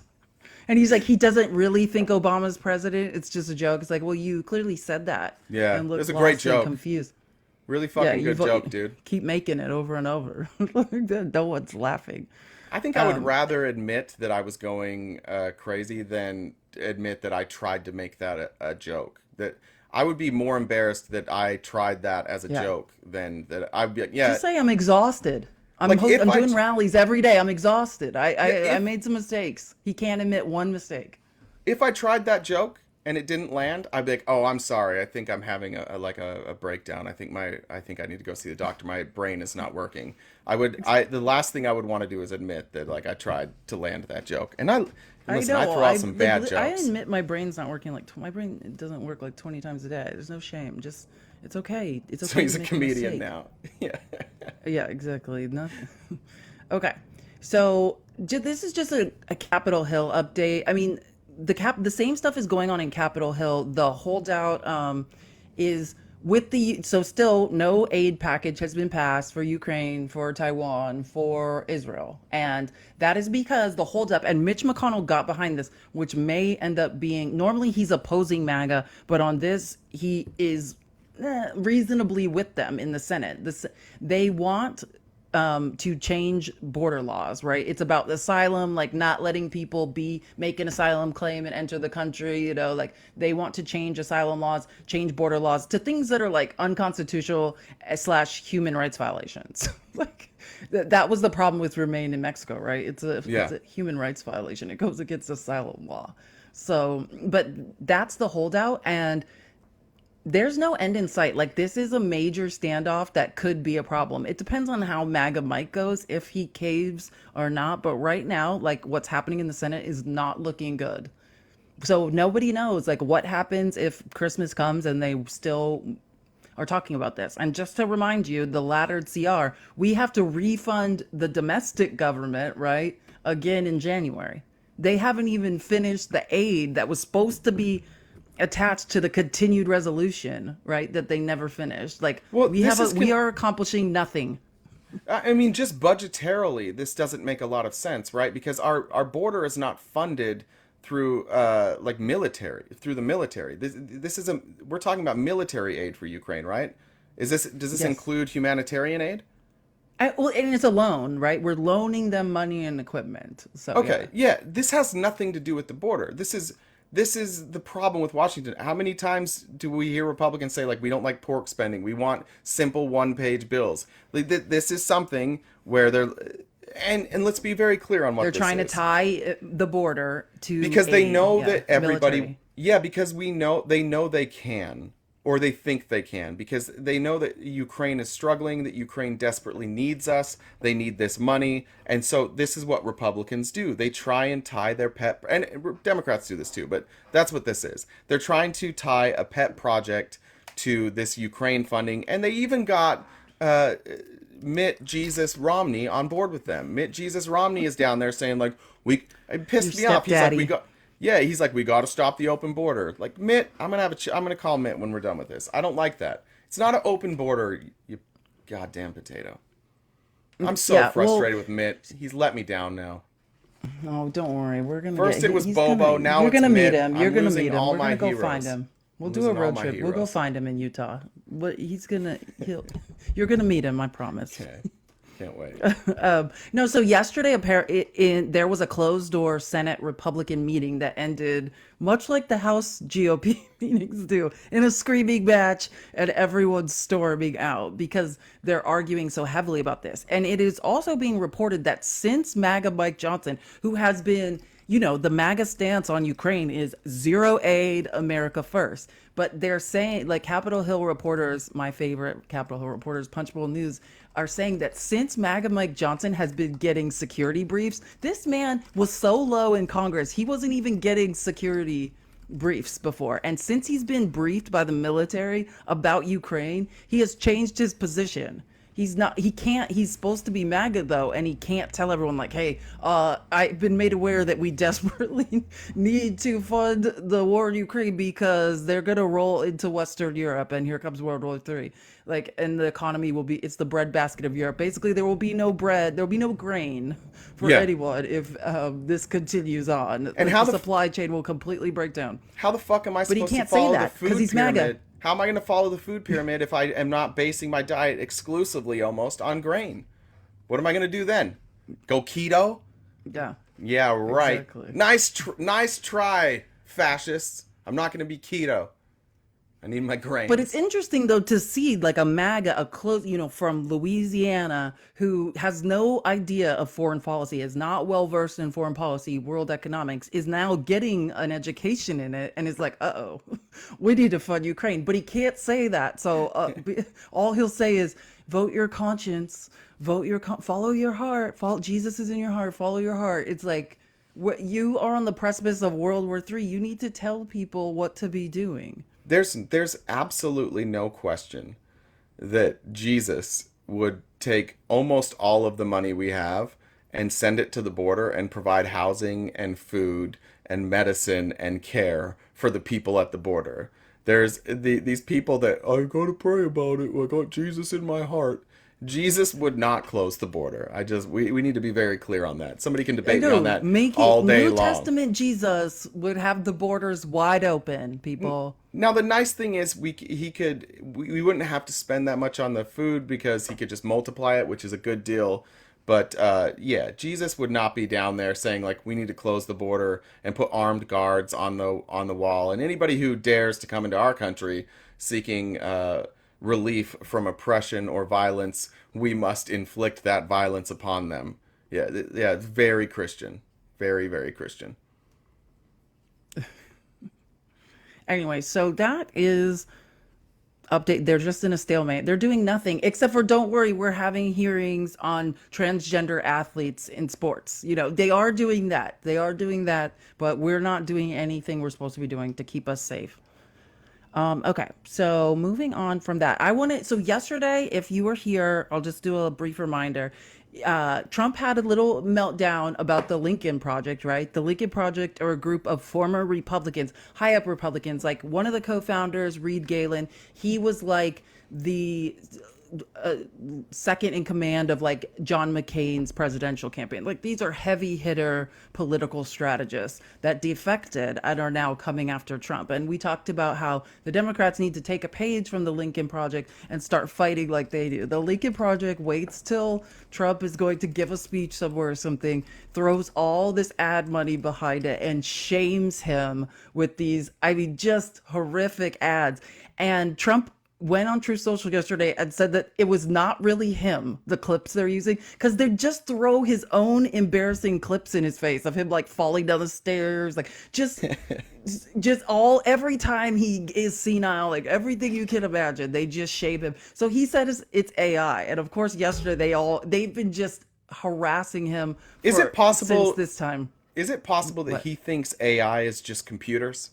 Like, because they put a filter on it and like added music, he just thinks that like technology is AI. Well, I think there's a TV, chance. so it's like, I don't think he just needs to convince people that he's not as embarrassing as the clips that they're showing. And it's like on the commercials from his speeches, whatever he's doing, it's just like shame Trump, and he can't take it. So like they came out yesterday and they're like, all of these clips are 100% real. We have millions more where that came from. You know what I mean? And so not Reed Galen, but the other co-founder of the Lincoln Project, they released several. They're just taunting Trump all day long yesterday. Like, it was just relentless. But I just want to play for you Rick Wilson, who I think is the more incendiary of the two co-founders. Like, I love him. So this was his like personal, like I think on Instagram, like response to Trump. Hey, Donald, it's Rick. Listen, I know you were up late last night hate truthing about the Lincoln Project because our latest ad got in your little tiny brain. I am so sorry for you, Donald. I know it's hard to remember things these days. I know you're feeling very infirm and feeble and weak and probably incontinent and certainly impotent. But I just want to let you know, if you think that's the last ad that we're going to hit you with in the next year, you would be mistaken. It will never stop, Donald. The pain will not stop. You should withdraw from the race. But other than that, enjoy, because the next ad you're going to love even more. And while you accuse us of making this ad using AI, you were wrong. But the next ad just might. And that one is not one you're going to like. Oh God, you just gotta love him. Like, if we can learn anything from the never Trumper neocon Republicans, it's this. Like, we need to fight fire with fire. You do not defeat a malignant narcissist unless you come straight at them. Like, the Lincoln Project has been the most successful at driving this man insane. Like, why can't the Democrats get on board and fight fire with fire? I've listened to, I mean, I used to really consume podcasts, and some of the stuff that like I would hear from creators that like now with whatever level of success that we have, I do have to sometimes remind myself, like, don't read the comments, right? Don't read the comments. It's literally just people there to stir you up. It's not generally speaking, the comment section is not a good indication of how you are being perceived. Don't consume the negative stuff about you. Don't dwell on it. Donald Trump has a different theory. He consumes only the comment section. When you wonder why this man is awake at 4 o'clock in the morning, 2 o'clock in the morning, truthing, it's for two reasons. One, he shits a lot. He does a lot of shitting based on his diet and years of It's a lot of McDonald's. Some medications, we'll call it, that he's taken throughout his life. But two, because like you said, he is a malignant narcissist and he cares deeply about what people say about him. And there's two ways like that you can kind of cope with this. This is something I've struggled with. It's a tricky transition from conservatism. As a conservative, there was this I don't give a fuck attitude, right? Like, if you don't like what I have to say, I don't care. Fuck you. With my views being as they are now, being that like my views don't need to be everybody else's views. There's different lived experiences. Your lived experience is going to give you a completely different perspective on a lot of different things, and having a different perspective makes sense coming from somebody else. So you have to learn to be more empathetic, more open-minded. And therefore, like, I'm like, okay, well, now I'm not going to take all this negative stuff. I'm gonna get that out of my life. But if I did read that negative stuff now all the time, it would consume me. It would tear me apart. I would be depressed. I would feel bad. I would be like, man, I thought I was a better person than this. But for a narcissist, it's fuel. It's fuel to strike back. And he said that. It's in Art of the Deal. That's one of his things, like, hit back harder.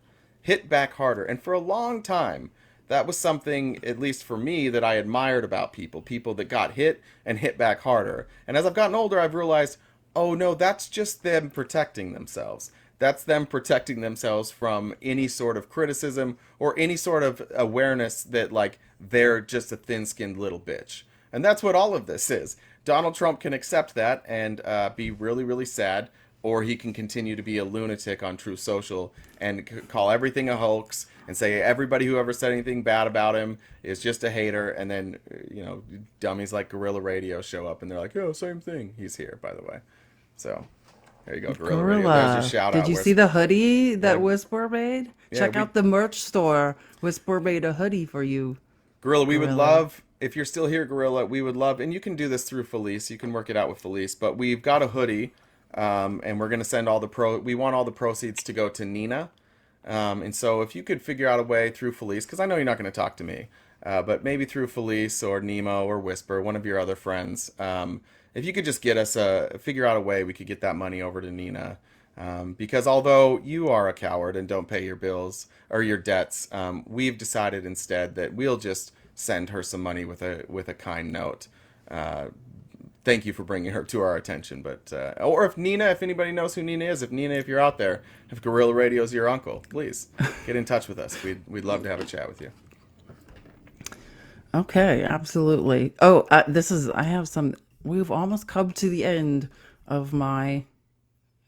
Aren't I doing great at this? You killed it today. This outline, you killed it. You filled up almost all the time. This is unbelievable. I'm interested. W for Felice in the chat, please. This was Felice's doing. I read these, but I added one thing total. So this is all Felice. I always knew I could be a great showrunner. Yeah.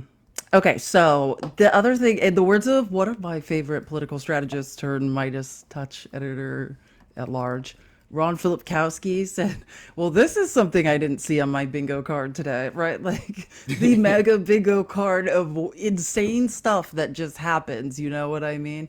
And what happened yesterday? Jesse Waters had a guest on his show. Jesse Waters had RFK on his show, and this blew up. Steve Bannon is funding RFK's campaign, or the Chinese dissident that funds Steve Bannon is funding RFK Jr.'s campaign, and RFK Jr. admits to being on Jeffrey Epstein's jet, which is so ironic. Like, that's all you hear Republicans. Oh, we're gonna catch all of you leftists on the jet. They love to prop up RFK Jr. He's just like, yeah, I've been on the jet. Like, I'll play some of this disaster, but it's just it's a really nice jet. I'm gonna, while you're playing this, I'm gonna pull up a picture of the hoodie so that people can see Jake's unbelievable work. And tap the screen, guys. Let's get to 260K. You weren't ever on Jeffrey Epstein's jet, were you? I was on Jeffrey Epstein's jet 2 times. I was on it in 1993. And I was on it and I went to Florida with my wife and 2 children to visit my mom over Easter. My wife had some kind of relationship with Ghislaine Maxwell, and they offered us a ride to Palm Beach. So I went then, and then on another occasion, I flew again with my family, with I think 4 of my children, and Mary, my wife, to Rapid City, South Dakota, to go fossil hunting for a weekend. Fossil hunting, people. But otherwise, I was never on his jet alone. I've been very open about this from the beginning. This was in '93, so it was 30 years ago. It was before anybody knew about Jeffrey Epstein's, his nefarious issues, and I agree with you that all of this information. Wait, what year did he say released. It was? That's the irony. His argument that it's not a big deal. Did you hear him? He tried to say he went fossil hunting. No, 1993. Yes. So his point is like, it was before anything that, like, it had come out publicly what Jeffrey Epstein was up to, but he was doing it back then. Like, that proves nothing. It's like, but like people didn't know he was a creep yet. Like, Trump seems to know. Did you Trump hear seemed to know. I was never on the jet alone. We believe you. We believe you were not alone, RFK That's not a good Jr. argument. We 100% believe that. What you should have said is, I was only on the jet alone. There were no people there. It was just me. Don't say I wasn't on it alone. That's the accusation. The accusation of that jet is not that nobody's upset at Jeffrey Epstein for flying on a jet alone. It's specifically the passengers that were the problem. The additional passengers, that's the problem. That's not a good idea there, RFK. And what if maybe that's why maybe there is some dirt there. Maybe that's why this is being funded. This is my thing about Jesse Waters is like, I mean, don't get me wrong, because we know very well from Tucker Carlson's, like, Tucker Carlson started at MSNBC. He was on the left, but got basically kicked out of the left. And Tucker Carlson was very much playing a character, but I think was also very bitter about the left and like when he worked at MSNBC and how that ended. So he has like some rage towards the Democrats and the left that like you could see came out. Like he was vindictive in what he was doing while laughing all the way to the bank. But like Jesse Waters, just the look on his face, you know what I mean? Like Jesse Waters is a lot less of a horrible person, I think, than Tucker Yeah, remember when his Carlson. mom called? Like you could tell he's just like, yeah, it was like, Jesse, what are you doing? Yeah. And he just took it too. He didn't even like push back. He's like, oh. I think also because he has like severe ADHD. I see a little bit of that. Like his ADHD is just like out to play, like on his show. He's just like skipping from topic to topic. Like, oh, did you see that bright light? It's just like he's confused sometimes. But like when he's like, you weren't on Jeffrey Epstein's This jet. feels like an attack on me. That's what this feels like. No, that's me too. I Yeah. have it too. That's what I'm saying. I think that's one thing that resonates with me with Jesse Waters is just like the aggressive ADHD that he displays. But yeah, you could even tell on his face, he's like, what is happening when RFK Jr. was talking? And like the excuse just went on, and it's like, just be like, I was on the jet, just stop talking. Like, nope, just, oh, I was fossil hunting, I wasn't alone, it was Easter, I was with my wife, I can't remember the details. Like, it's just like, please just stop talking. Fossil hunting is also what you call when you go out to try and register Republicans to vote. Did you know that? That was a good one. Thank It you. could have gone in many, many directions. I want to point out, just because I know you guys can't see all the way, first of all, that is a gorilla. That is regular radio and I believe a ham radio there. And the lettering here, if you can't see it, it says, I'll never pay. The video exists. That's what the lettering says, just over and over. I'll never pay and the video exists. Incredible stuff by Jake Whisper. So He's- talented. Yeah, the way the creativity he comes up with to make these, I believe that logo, or that somebody called it fan art behind you. I guess if Jake is, that's done by Jake. All our logos are done by Jake. You'll see if you head to our YouTube channel. Sounds like the link in my link tree's broken, by the way, for that, so I'll fix that. But if you go to our YouTube channel, you'll notice like new headers. You'll notice like some art. What Jake's doing is he's so much his art is so much better than our show, and so we appreciate having Jake on board to make us look a little bit prettier. It's very true. than we actually are. But and if you are a creator, by the way, you may have noticed Dougie and Nemo. I don't know if Nemo's using his yet. Dougie had a new profile picture now, and the Dougie logo, unbelievable. So if you are a creator and you would like to do apparel, you can reach out to Whisper. He can help you with that stuff, and he can get it done quickly. But I promise, the stuff he does is you will be very impressed. Every time he makes something, he's like, any suggestions? I'm like, I've given him one suggestion ever, I think, and I don't think he likes doesn't it. need them. Yeah, that's what I was gonna say. It was just like it's just like he has the right direction. Like I have no business like critiquing it. Like it's always spot on. Like when he asks me like for advice, I'm like, please just stop. My advice is you're never wrong. You keep doing what you're doing. Keep it on. Like is that advice? I don't. Yeah. I was gonna say also, this is a while back, but again, we are streaming the fourth. God, how many are there gonna be? Republican debate tonight. It starts at 6 p.m. Mountain Standard Time, 8 p.m. Eastern. That's on YouTube. And someone asked earlier for your YouTube handle. It's at RPT. It's RTP dash Okay, talks. dyslexia. Yes. So RTP dash talks. Somehow it's there's dash. Yeah, there's a dash in there. Somebody had RTP talks already. Somebody had all the RTP iterations that I wanted, and I reached out actually to try and buy their channel, and they never got back to me, so couldn't buy their channel. So that's where we're at. But yeah, that'll be. I feel like I tried in your link tree to click on the YouTube too, and it wasn't working. So check that as well. That's what I was talking. Did I say something wrong? What did I say? Is that what you said? I didn't realize which thing you were talking about. Oh yeah, it was Jen texted me and told me the link tree's broken, so I'll fix that before we're done today. No debates today. It's another no debate day. Who wants to talk to us? Someone needs to talk. We need to talk to one Republican today. Don't you think? Where's Gorilla? I'll go quiet if Gorilla wants to come talk to you. God. Have you missed him? That's like a punishment for me. No, I do. You know what though? Like he does have like a good rapport with Nemo. You know what I mean? Like they stay up all night on the weekends and like talk about things. So I do. If there's something I appreciate about Gorilla, like I love Nemo and anyone that entertains him all night long. That sounds very strange. I've That sounds enjoyed my very time with strange. Guerrilla Radio. I get it. You lost a bet. That's a lot of money. I get it. We can work with you on that. It's fine. You lost a bet, and then you did a weird thing where you went on this rampage where like every video he would put out got just like ratioed to hell and back. Every time he'd be like, "I won the bet," and every comment's like, "Dude, you lost. Everybody knows that you lost." No, There we are. ask and you Oh, shall receive. Brought it up. Welcome Do you back. like the hoodie? Love the hoodie. It's so the- amazing, isn't it? But back to this bet talk. Oh, here we go. Everyone's Seriously, settling. I just want you to think about this. Okay. And I've read several articles on it. I've compiled a list of bookmarks for you. Okay.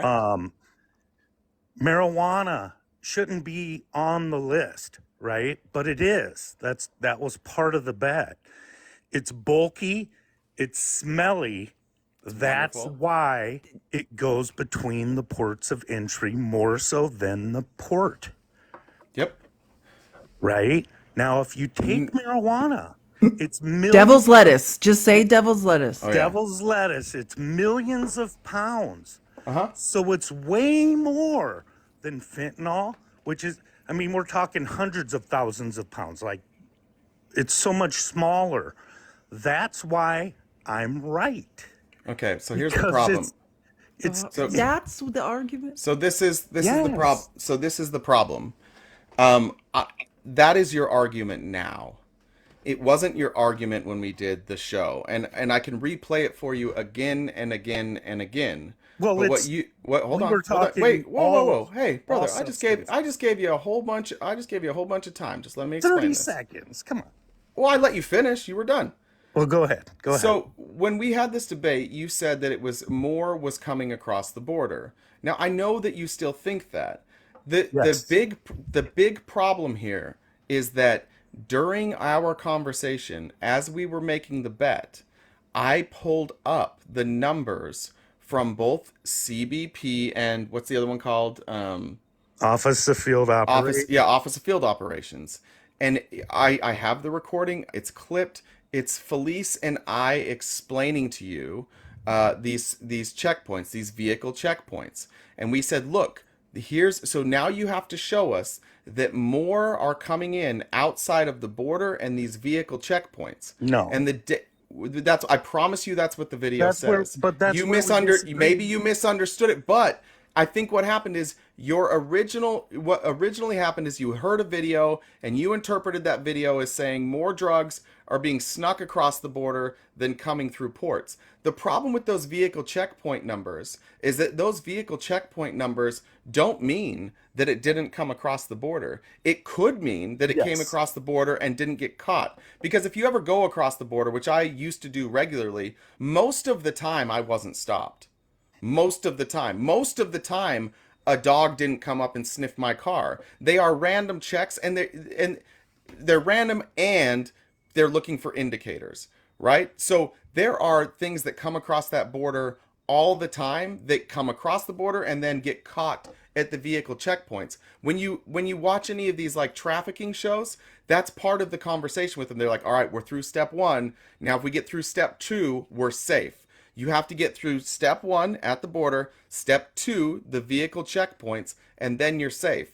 You misremember what the bet was. Because Felice and I explained this to you. So when you keep showing the data of vehicle checkpoints and you keep saying that means it came across the border and not through a port of entry. Right. And that data does not conclude what you're saying. All right. So I'll agree with you that some devil's lettuce goes through a port of entry and then gets caught at a checkpoint. However, statistically speaking, they separate it by Border Patrol, CBP, and Office of Field Operations. So checkpoints are considered in between the ports of entry. And this doesn't count But the we 200 explained that. We explained that on the live. But you on that can't- live, we said that the number we were talking about was border at ports of entry and vehicle inspections. Those were the numbers we used. So your job was to prove that more drugs, that you had some sort of number that was bigger than those two combined.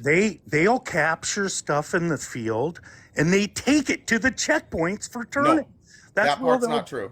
That part's not true. You're wrong about that. It's not true. I have read way more about this stuff than you over the No, you last haven't. 3 weeks. No, you haven't. How do you know? Bullshit. Wait. They do not take. They do not take them. Yes. Like if you seize, no, you can Other take them. agencies take it to a checkpoint. Yes. No, they don't. So what I read was a fake article. No, they can go to a checkpoint, but that doesn't mean they have to go to the checkpoint. No, but it they could go to do. the Other sheriff's office. agencies- It could go like highway patrol. If highway patrol catches it instead of border patrol, that's going to go through highway patrol, not border patrol. If something is seized by border patrol, then yes, it will go to the checkpoint. But if it is not seized by border patrol, if it is seized by a law enforcement agency, it will go to the headquarters of that law enforcement agency. The problem that you have is you made it a bet, and the reason I was so confident in the bet is because you had an impossible task. You were never going to be able to prove that more drugs were coming across the border than through points of entry. That's why we included vehicle inspection points. I made that bet knowing from day one that it was impossible for you to win. You stole checkpoints from me. That's border patrol. No, we covered it. Look, I've got the recording. So if I show you a recording of Felice and I explaining to you the checkpoints, and that's where the numbers are coming from, will you admit that you were wrong? No, because I know we talked about checkpoints, but those are mine. That's Customs Border Patrol. No, but if you look up the definition, this is the problem. This is the problem.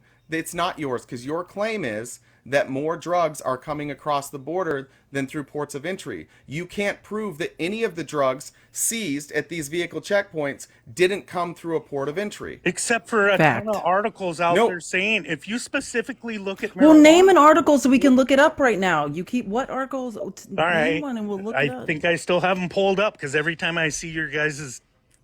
Do you have any data that says this is the percentage, or this is how many pounds came across the border, not at a port of entry, and was seized at a vehicle checkpoint? Because you already know that all of those seizures at the vehicle checkpoint, that would not count for your numbers. Yes, it would.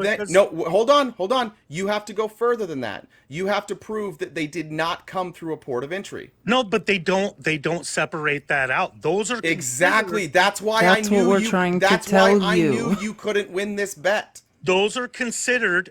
If it's border patrol, it's between the It wasn't ports about of entry, border period. patrol.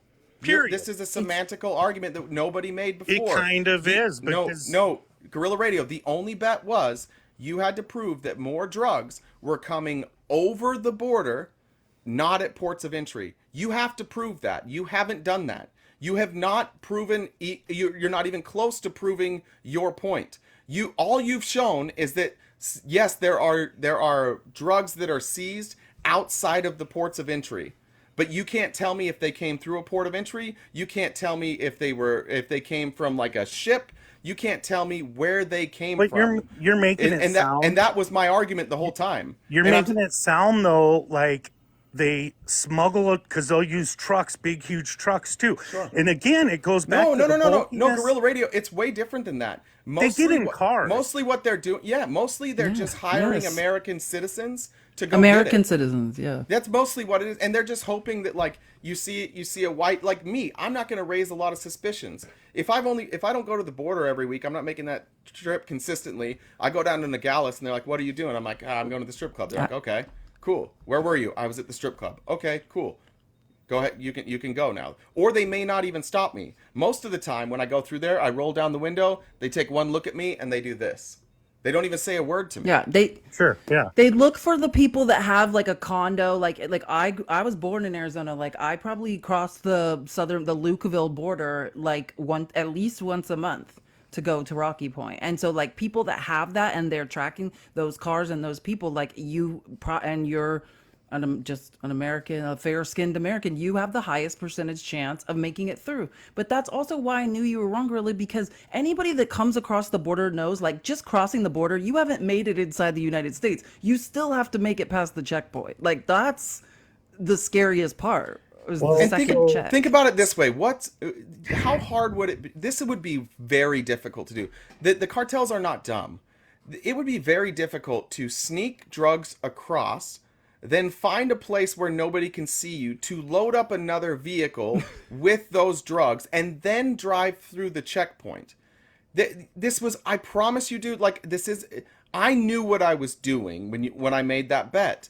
Because when we had explained everything, you kept saying the same thing, like, no, more drugs are coming across the border. They don't come across at ports of entry, they come across the border. And when we read those numbers to you, I knew that those numbers potentially could include numbers that were snuck across the border, but you would never be able to separate them. And you also can't tell me, you will never be able to say that more drugs come across the border than through ports, and that was your claim.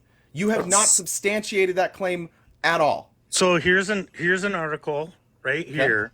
Where's it from, so we can pull it up with you? And again, a lot of these articles will say more hard substances come through ports of entry because they know. Because there's no smell. Devil's lettuce comes through between the ports of entry. 271 tunnels. Yeah. They use light aircraft. They cannon it over. Use air cannons. Yeah, and that's throw true. Big duffels over. And we're talking weight. We're not talking price. Obviously, fentanyl and all that stuff is more expensive than heroin. More, yeah. So, but again, this article here says the problem you're going to have. What is the name of the article? Oh yeah.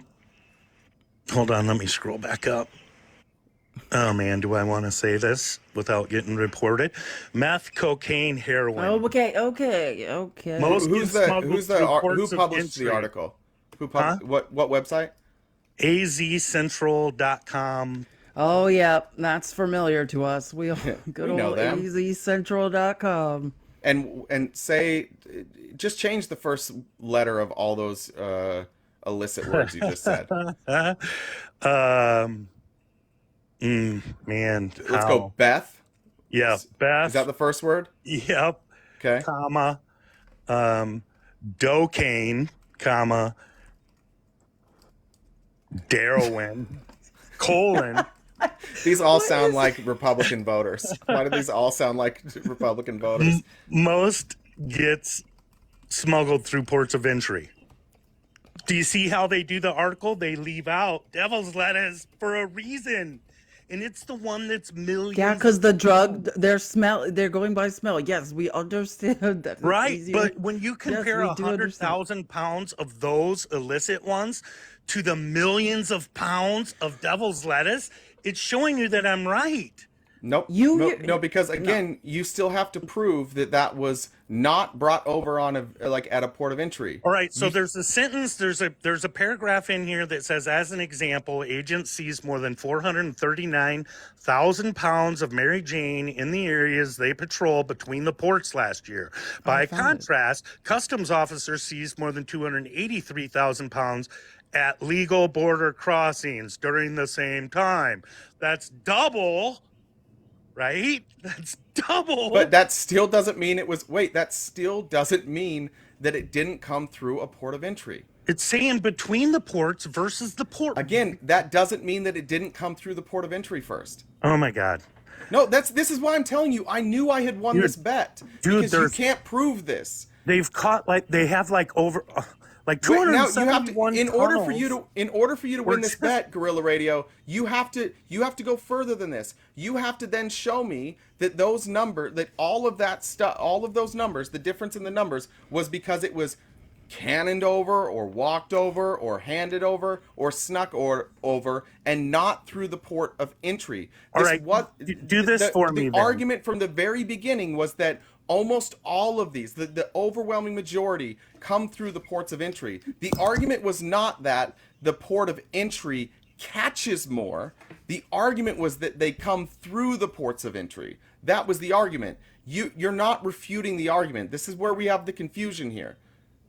You're not doing anything that benefits your argument at all. We're just restating the same thing over and over again, but it doesn't prove that was walked over, cannoned over, flown over. It doesn't prove any of that. You need more data to prove your point. They don't. I think you need to go undercover. I think the answer is an undercover. You need to become a border Well, you can patrol find agent. articles where they say, is the and I've been key trying here. to find like an actual cartel member, like You're trying to interview. locate a cartel member to testify to where he says, yes, we go between the ports because it's too bulky and stinky to go through the port. Now it goes through both. It's been 3 weeks and you can't find that evidence, dude. Like as man to man, after it's been 3 weeks, you still can't prove it. At this point, whether you want to admit you lost, maybe you still think you're right, but you don't have the evidence. But like, well, I do. If you look man to man here, let us help Nina. Let us help Nina. You need to understand that you didn't prove your point here, dude. If you made the claim, I asked you to prove it. You said there was a video. I found the video, and I was right about the video too. I can play that recording. I was like, "What? You're taking the word of like a congressman?" And you're like, "No." And then the only video we can find using the exact verbiage you used was from a congressman. No, that Higgins video isn't the one I saw. I still can't find. So how come we just Clay can't find? Higgins, nonetheless. We can't find another video. We're talking about a video though from like 2015 or 16. Well, you know how hard it is to find that because fentanyl blew up. Like no, it's not hard. So if I searched your exact words, I listened to the tape. I listened to the recording. I searched your exact words, and you almost word for word said what Clay Higgins said, which is a horrible thing. It's not great for you. But again, dude, like you're a grown man. Just want to see whether you think you're right or wrong. You should at least be able to admit that you were unable to prove your case. No, well, unable to find that video, which where they unable break to down. Unable to prove the claim that more drugs are come across the border than at ports of entry. And you have not proven that. I never agreed to a 24-hour. It's been 3 weeks, dude. I've been more than generous. I've been more than generous. It's been 3 weeks. Still trying to find. And I posted the video. I was so honest. I posted the video of you not agreeing to the 24 hours. Thank God that your minions, I posted it. Your minions attack me daily. By the way, well, that's because you keep posting these videos like you won the argument and you lost. They're not minions. They're co-conspirators. That's right. So Google Border Patrol. Get it right. Google Border Patrol versus Office of Field Operations. No, because this doesn't prove your point. It doesn't prove that the drugs were brought across the border and not through points of entry. But we already did this argument. But they consider that between the ports. It doesn't matter. That wasn't the argument. That's how they do it. They do. And listen, if we found something more recent, right, because the demand for devil's lettuce in this country is going down because it's being legalized, it will be even less for your case. So let me give you that. But know. Let me give you that data. 2019 was the turning point. So in 2019, more came through the ports than between the ports of entry as a total. In all, for all of them. Wait. Not comes across between points of entry is seized. You keep saying they're not saying that it came across. Yeah, but they're saying where it was seized. No, because this is within 100 miles of the border. This is not at the border. These checkpoints go within 100 miles of the border. You don't get to change the wording, and you're being kind of dishonest with your word. Read the wording. Does it say seized, or does it say come across? Dude, the checkpoints aren't all brick and mortar. They're mobile. They move them. That wasn't my question. That wasn't my question. We know. Yeah, we explained it. I've driven through them many times, my friend. So do you see the ArizonaCentral.com article where it says, for example, yes, and read it again. 439,000 between the ports of entry, and then when you loop, does that say that it came? Does that say how it entered the country? As an example, agents seized 439,000 pounds of Mary Jane in the areas they patrolled between the ports last year. Okay, so does it say how marijuana came across? Does it say that? No. Oh my God. Really? You can say it, Gorilla. We're just Okay. trying to help we're just trying to help Nina. Why won't Okay, you but let us when you help your niece? Google Border Patrol agent, it says they work between ports of entry. Office of Field Operations works at the ports of entry. They don't break it down any more than that because if you come between the ports and you throw it into a vehicle and you get caught at a checkpoint, that's considered between the ports of entry. Yes, some may come through the port. Wasn't your claim. Some You may don't. You come see, through. this is where you're dishonest. You may have found that No. out through your research after you made a claim, but that he's right that wasn't what you said. And again, we told you this. agencies... Wait, Guerrilla Radio. The irony of this entire thing is that your argument that you're using right now is something that Felice and I explained to you that you didn't know. So I know for a fact that coming into that discussion, you didn't know this. No, I do know. No, you didn't because of we the video. Then why didn't you know it then when we explained it to you? Because of the video. Because those are considered between the ports, man.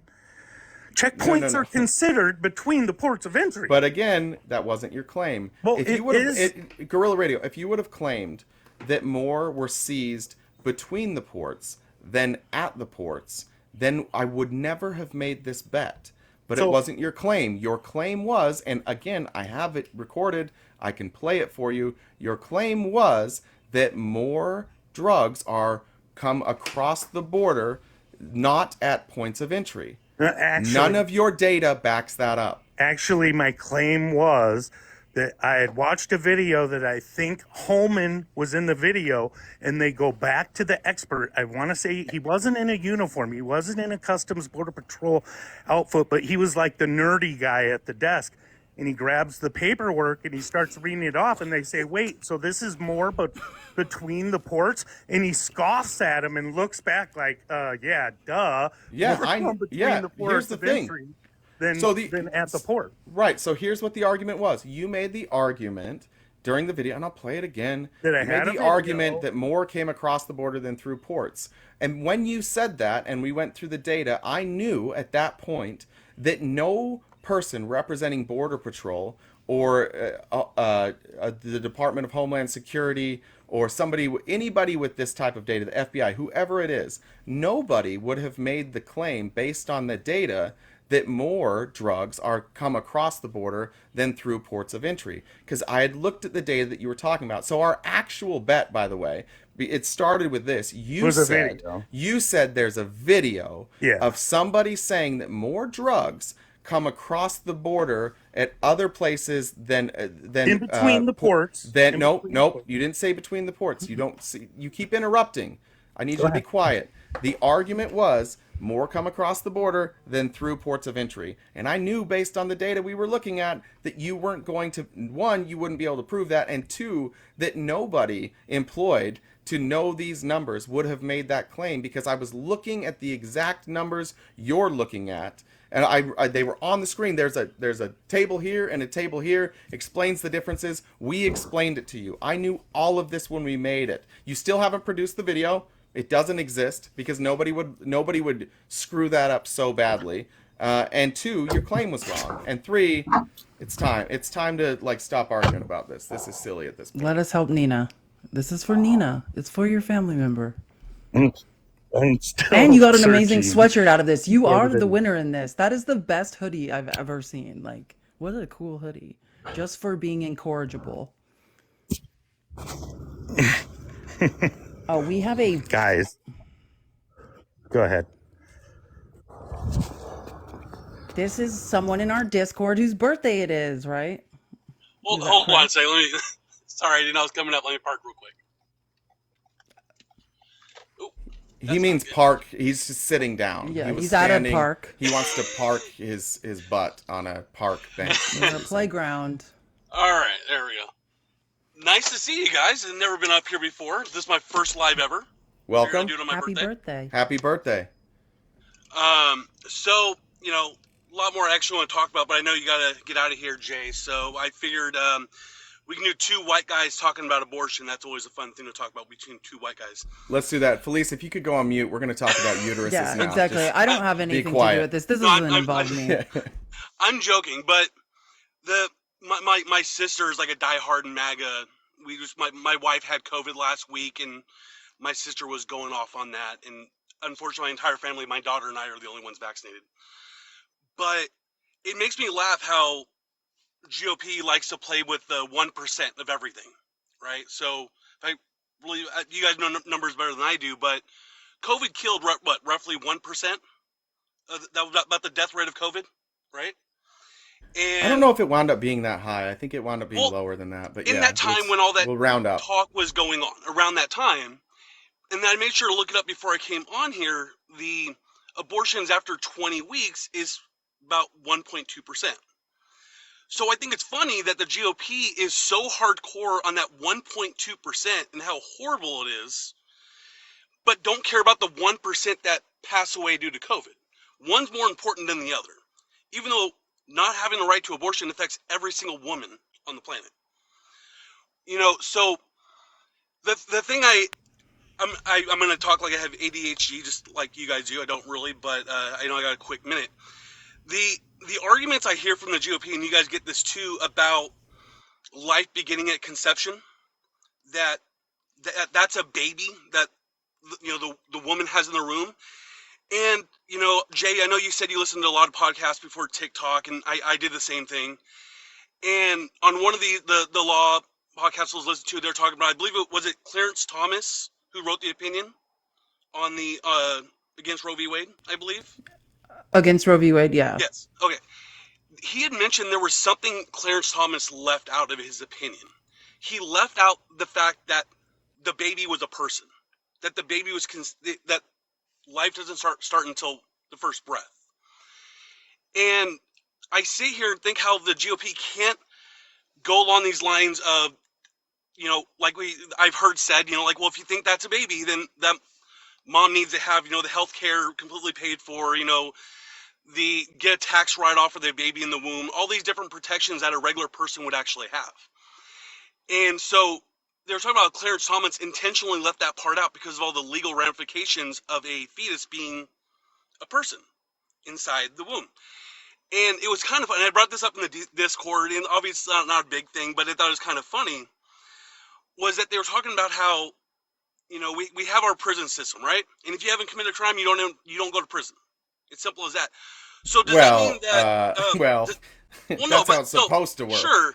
Yeah. But it's more in the sense that should a baby that's in a womb be in prison? Is that where a baby in a womb should grow up and develop in the womb? In prison, so for every pregnant woman should be released from prison. Because there's someone who did not convicted of a crime in prison. And so Clarence Thomas left that off. So the GOP using the fetus as a baby creates all these loopholes. And I see a look on your look on your face there, Felice. Sorry. No, it was just that I thought we were saying happy birthday to you. I'm just confused. I'm just like, what's happening right now? I don't know what's happening. My wife must be right. I do have ADHD. I have 3 minutes, so I'll try to get through this stuff real quick. Sorry about that, Felice. I'll let you guys No, go. I understand what you're saying. There's some ambiguity, and when we're talking about like the legality of it, I've found that if you're going to have an argument based on simple legality and rights, for me it's always boiled down to you don't give the fetus special rights.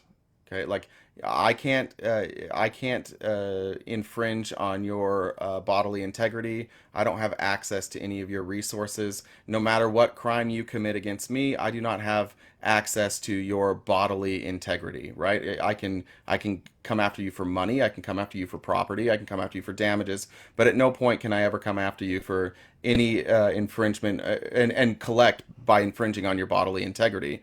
Mothers have that right. Or fathers have that right, fetuses have that right, mothers do not. If you're gonna argue from a legal sense, that is the argument. The argument is a fetus should not be granted special rights that nobody else has. And in this case, a fetus is being granted special rights that nobody else has. They have the right to, without consent from the mother, use their bodily integrity. So, conservatives would be I assume what I kind of from what I hear what you're saying, like, yeah, they don't want to go down that road. They understand that they're granting special rights, so they're very careful. I think that's why instead of trying to pass a national abortion ban, they overturned Roe v. Wade, hoping that the states would do their bidding, and that has failed spectacularly, which is a huge W for America, huge W for Midwest America, where you would expect that those, just based on stereotypes, that the protections would not be offered, but they were, and I think most people understand that we should not be granting rights to some people that we are not granting to others, and specifically a fetus. You can't give a fetus more rights than you and I have. All right, I'll let you guys go. Thanks for having me on, guys. I appreciate it. Yeah. I followed you. Happy birthday. Thank you. All right, Gorilla, we have an offer for you. Gorilla, Are you stop interested in acting an like offer? You're not here. He's still looking. He's trying to contact a cartel member right now. He called 1-800-CARTEL. He's on hold. He's gonna F around and get hurt. Gorilla. Or should we just announce it out loud and he can... Yeah, so a Whisperer came up with this deal. Jake, he said, and here's your deal here. I will offer him to promote the shit out of the hoodie. If he gets 10 of them sold, that covers the bet for Nina. But he has to give you the information to get it to Nina. And whoever orders has to say they found it from I'm him. back. So What's going on? There's a sweatshirt for Nina? no, it's a sweatshirt of you. It's the Gorilla Radio sweatshirt. We're gonna give the proceeds to Nina. If you can convince 10 people to buy, and you missed it yesterday because you weren't here, but basically we've said that every bit of profit we make, everything that's not material and the cost of putting the sweatshirt together, we are going to donate that to Nina. So if you do 10, we will, and I appreciate Jake offering to give my winnings away. I like that, but I'm on board with it. If you can convince 10 people to buy this hoodie, and they are expensive hoodies. The hoodie is $85. It's a very nice hoodie. If you can convince 10 people to buy it, that'll wipe out your debt. My debt. Oh my God. I still won the bet. You owe me $500 in my mind. So, Customs and Border Patrol. You have to stop, Gorilla. You have to stop. You've got how to stop can at you- this point. It's so unbelievable. It's so unbelievable. You guys are unbelievable. And I wish I would have never brought up anything about Nina. It's kind of a big fucking deal in my family. You know, like, Yeah, we would like your family to be less bigoted, and we think this would go a long way in showing that people who don't even know Nina heard her story and recognize that Nina is just fine the way she is, and she doesn't need to feel uncomfortable being who she is around her family. And we want Nina to know that there are people that support her, even if maybe her family doesn't. Yeah, and I'm totally down with that. I mean, I accept her for who she is, but I'm old school punk rock, you know, where people would sing and wear women's clothes and get crazy, and so I'm more acceptable I think, Clash. than others. But like Nina's brothers, for example, there's one that isn't happy about it at all. So Well, fuck that guy. it's a big deal. I don't like It's that a big- guy. That guy can get fucked too.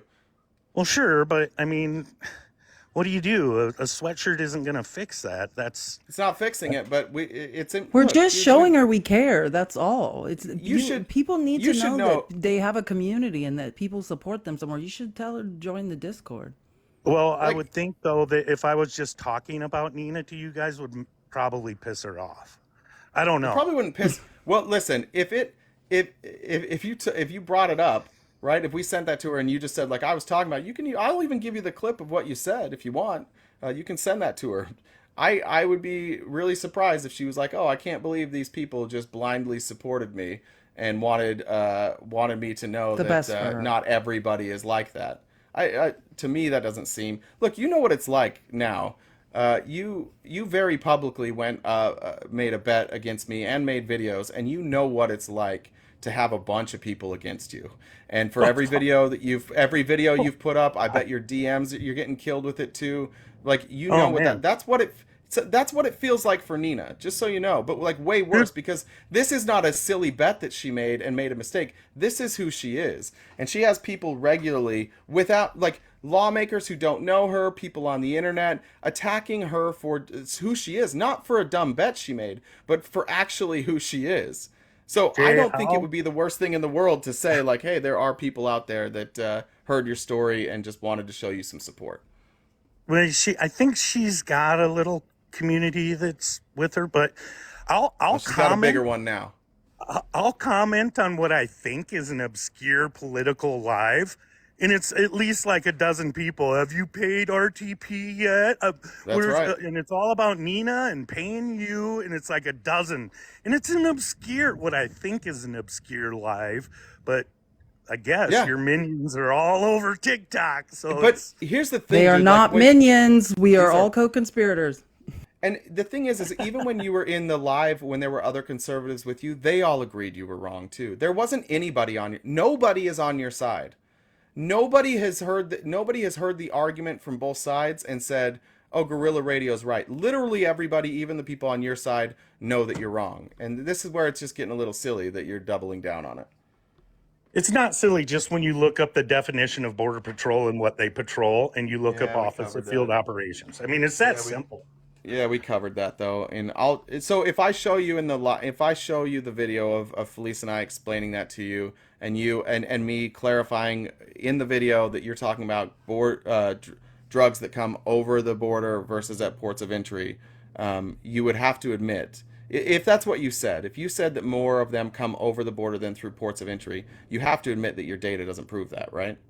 Well, it's the video that I said that I.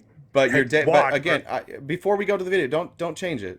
I need you to answer that question. You understand that if that is your claim, the data you have brought does not prove that, right? Well, that's how they consider it. They consider no. Well, I can agree. If your claim is that more drugs come across the border than through ports of entry, your data is not proving your point, correct? Seizures. Is it proving your Border Patrol? Wait, but is it proving? More. No. Have you found a single source? I don't know why you're trying to change that part. I know you're changing it. How? All right. Because I have a hard cutoff. I don't want to do this anymore. I was gonna say I have to pee. You can decide if you want to get that information over for Nina. If you want to accept this part of the bet, I'm gonna drop it because I don't want to do this anymore. It's boring for everybody else. We've buy a Guerrilla Radio hoodie. Support Nina. Felice, thank you. Terrific outline today. Terrific topics. Terrific narrativization. You deserve a good pee. Maybe sit there and linger for a while. Give yourself 5 minutes. Browse. Stop! I'm gonna get a UTI. Just you're not a woman. You don't understand. We have to go. That is true. That is true. Thank you for today, Jake. Thanks for tonight. Oh, debate. Go. You got it tonight. See you guys in a couple hours on YouTube, streaming the 4th Republican debate. It should be wild. 6 o'clock our time, 5 Pacific Standard Time. What's that? 8 Eastern. We'll be there a couple minutes early, but catch it on YouTube. I will fix the link. But if you are looking for our YouTube channel now, before I fix the link, at RTP-Talks, you can find us there. As always, if you want an invite to the Discord, you can send myself a message or Jen a message. I highly recommend sending Jen a message because she will respond. I'm 90% sure I'll respond if you send it to me.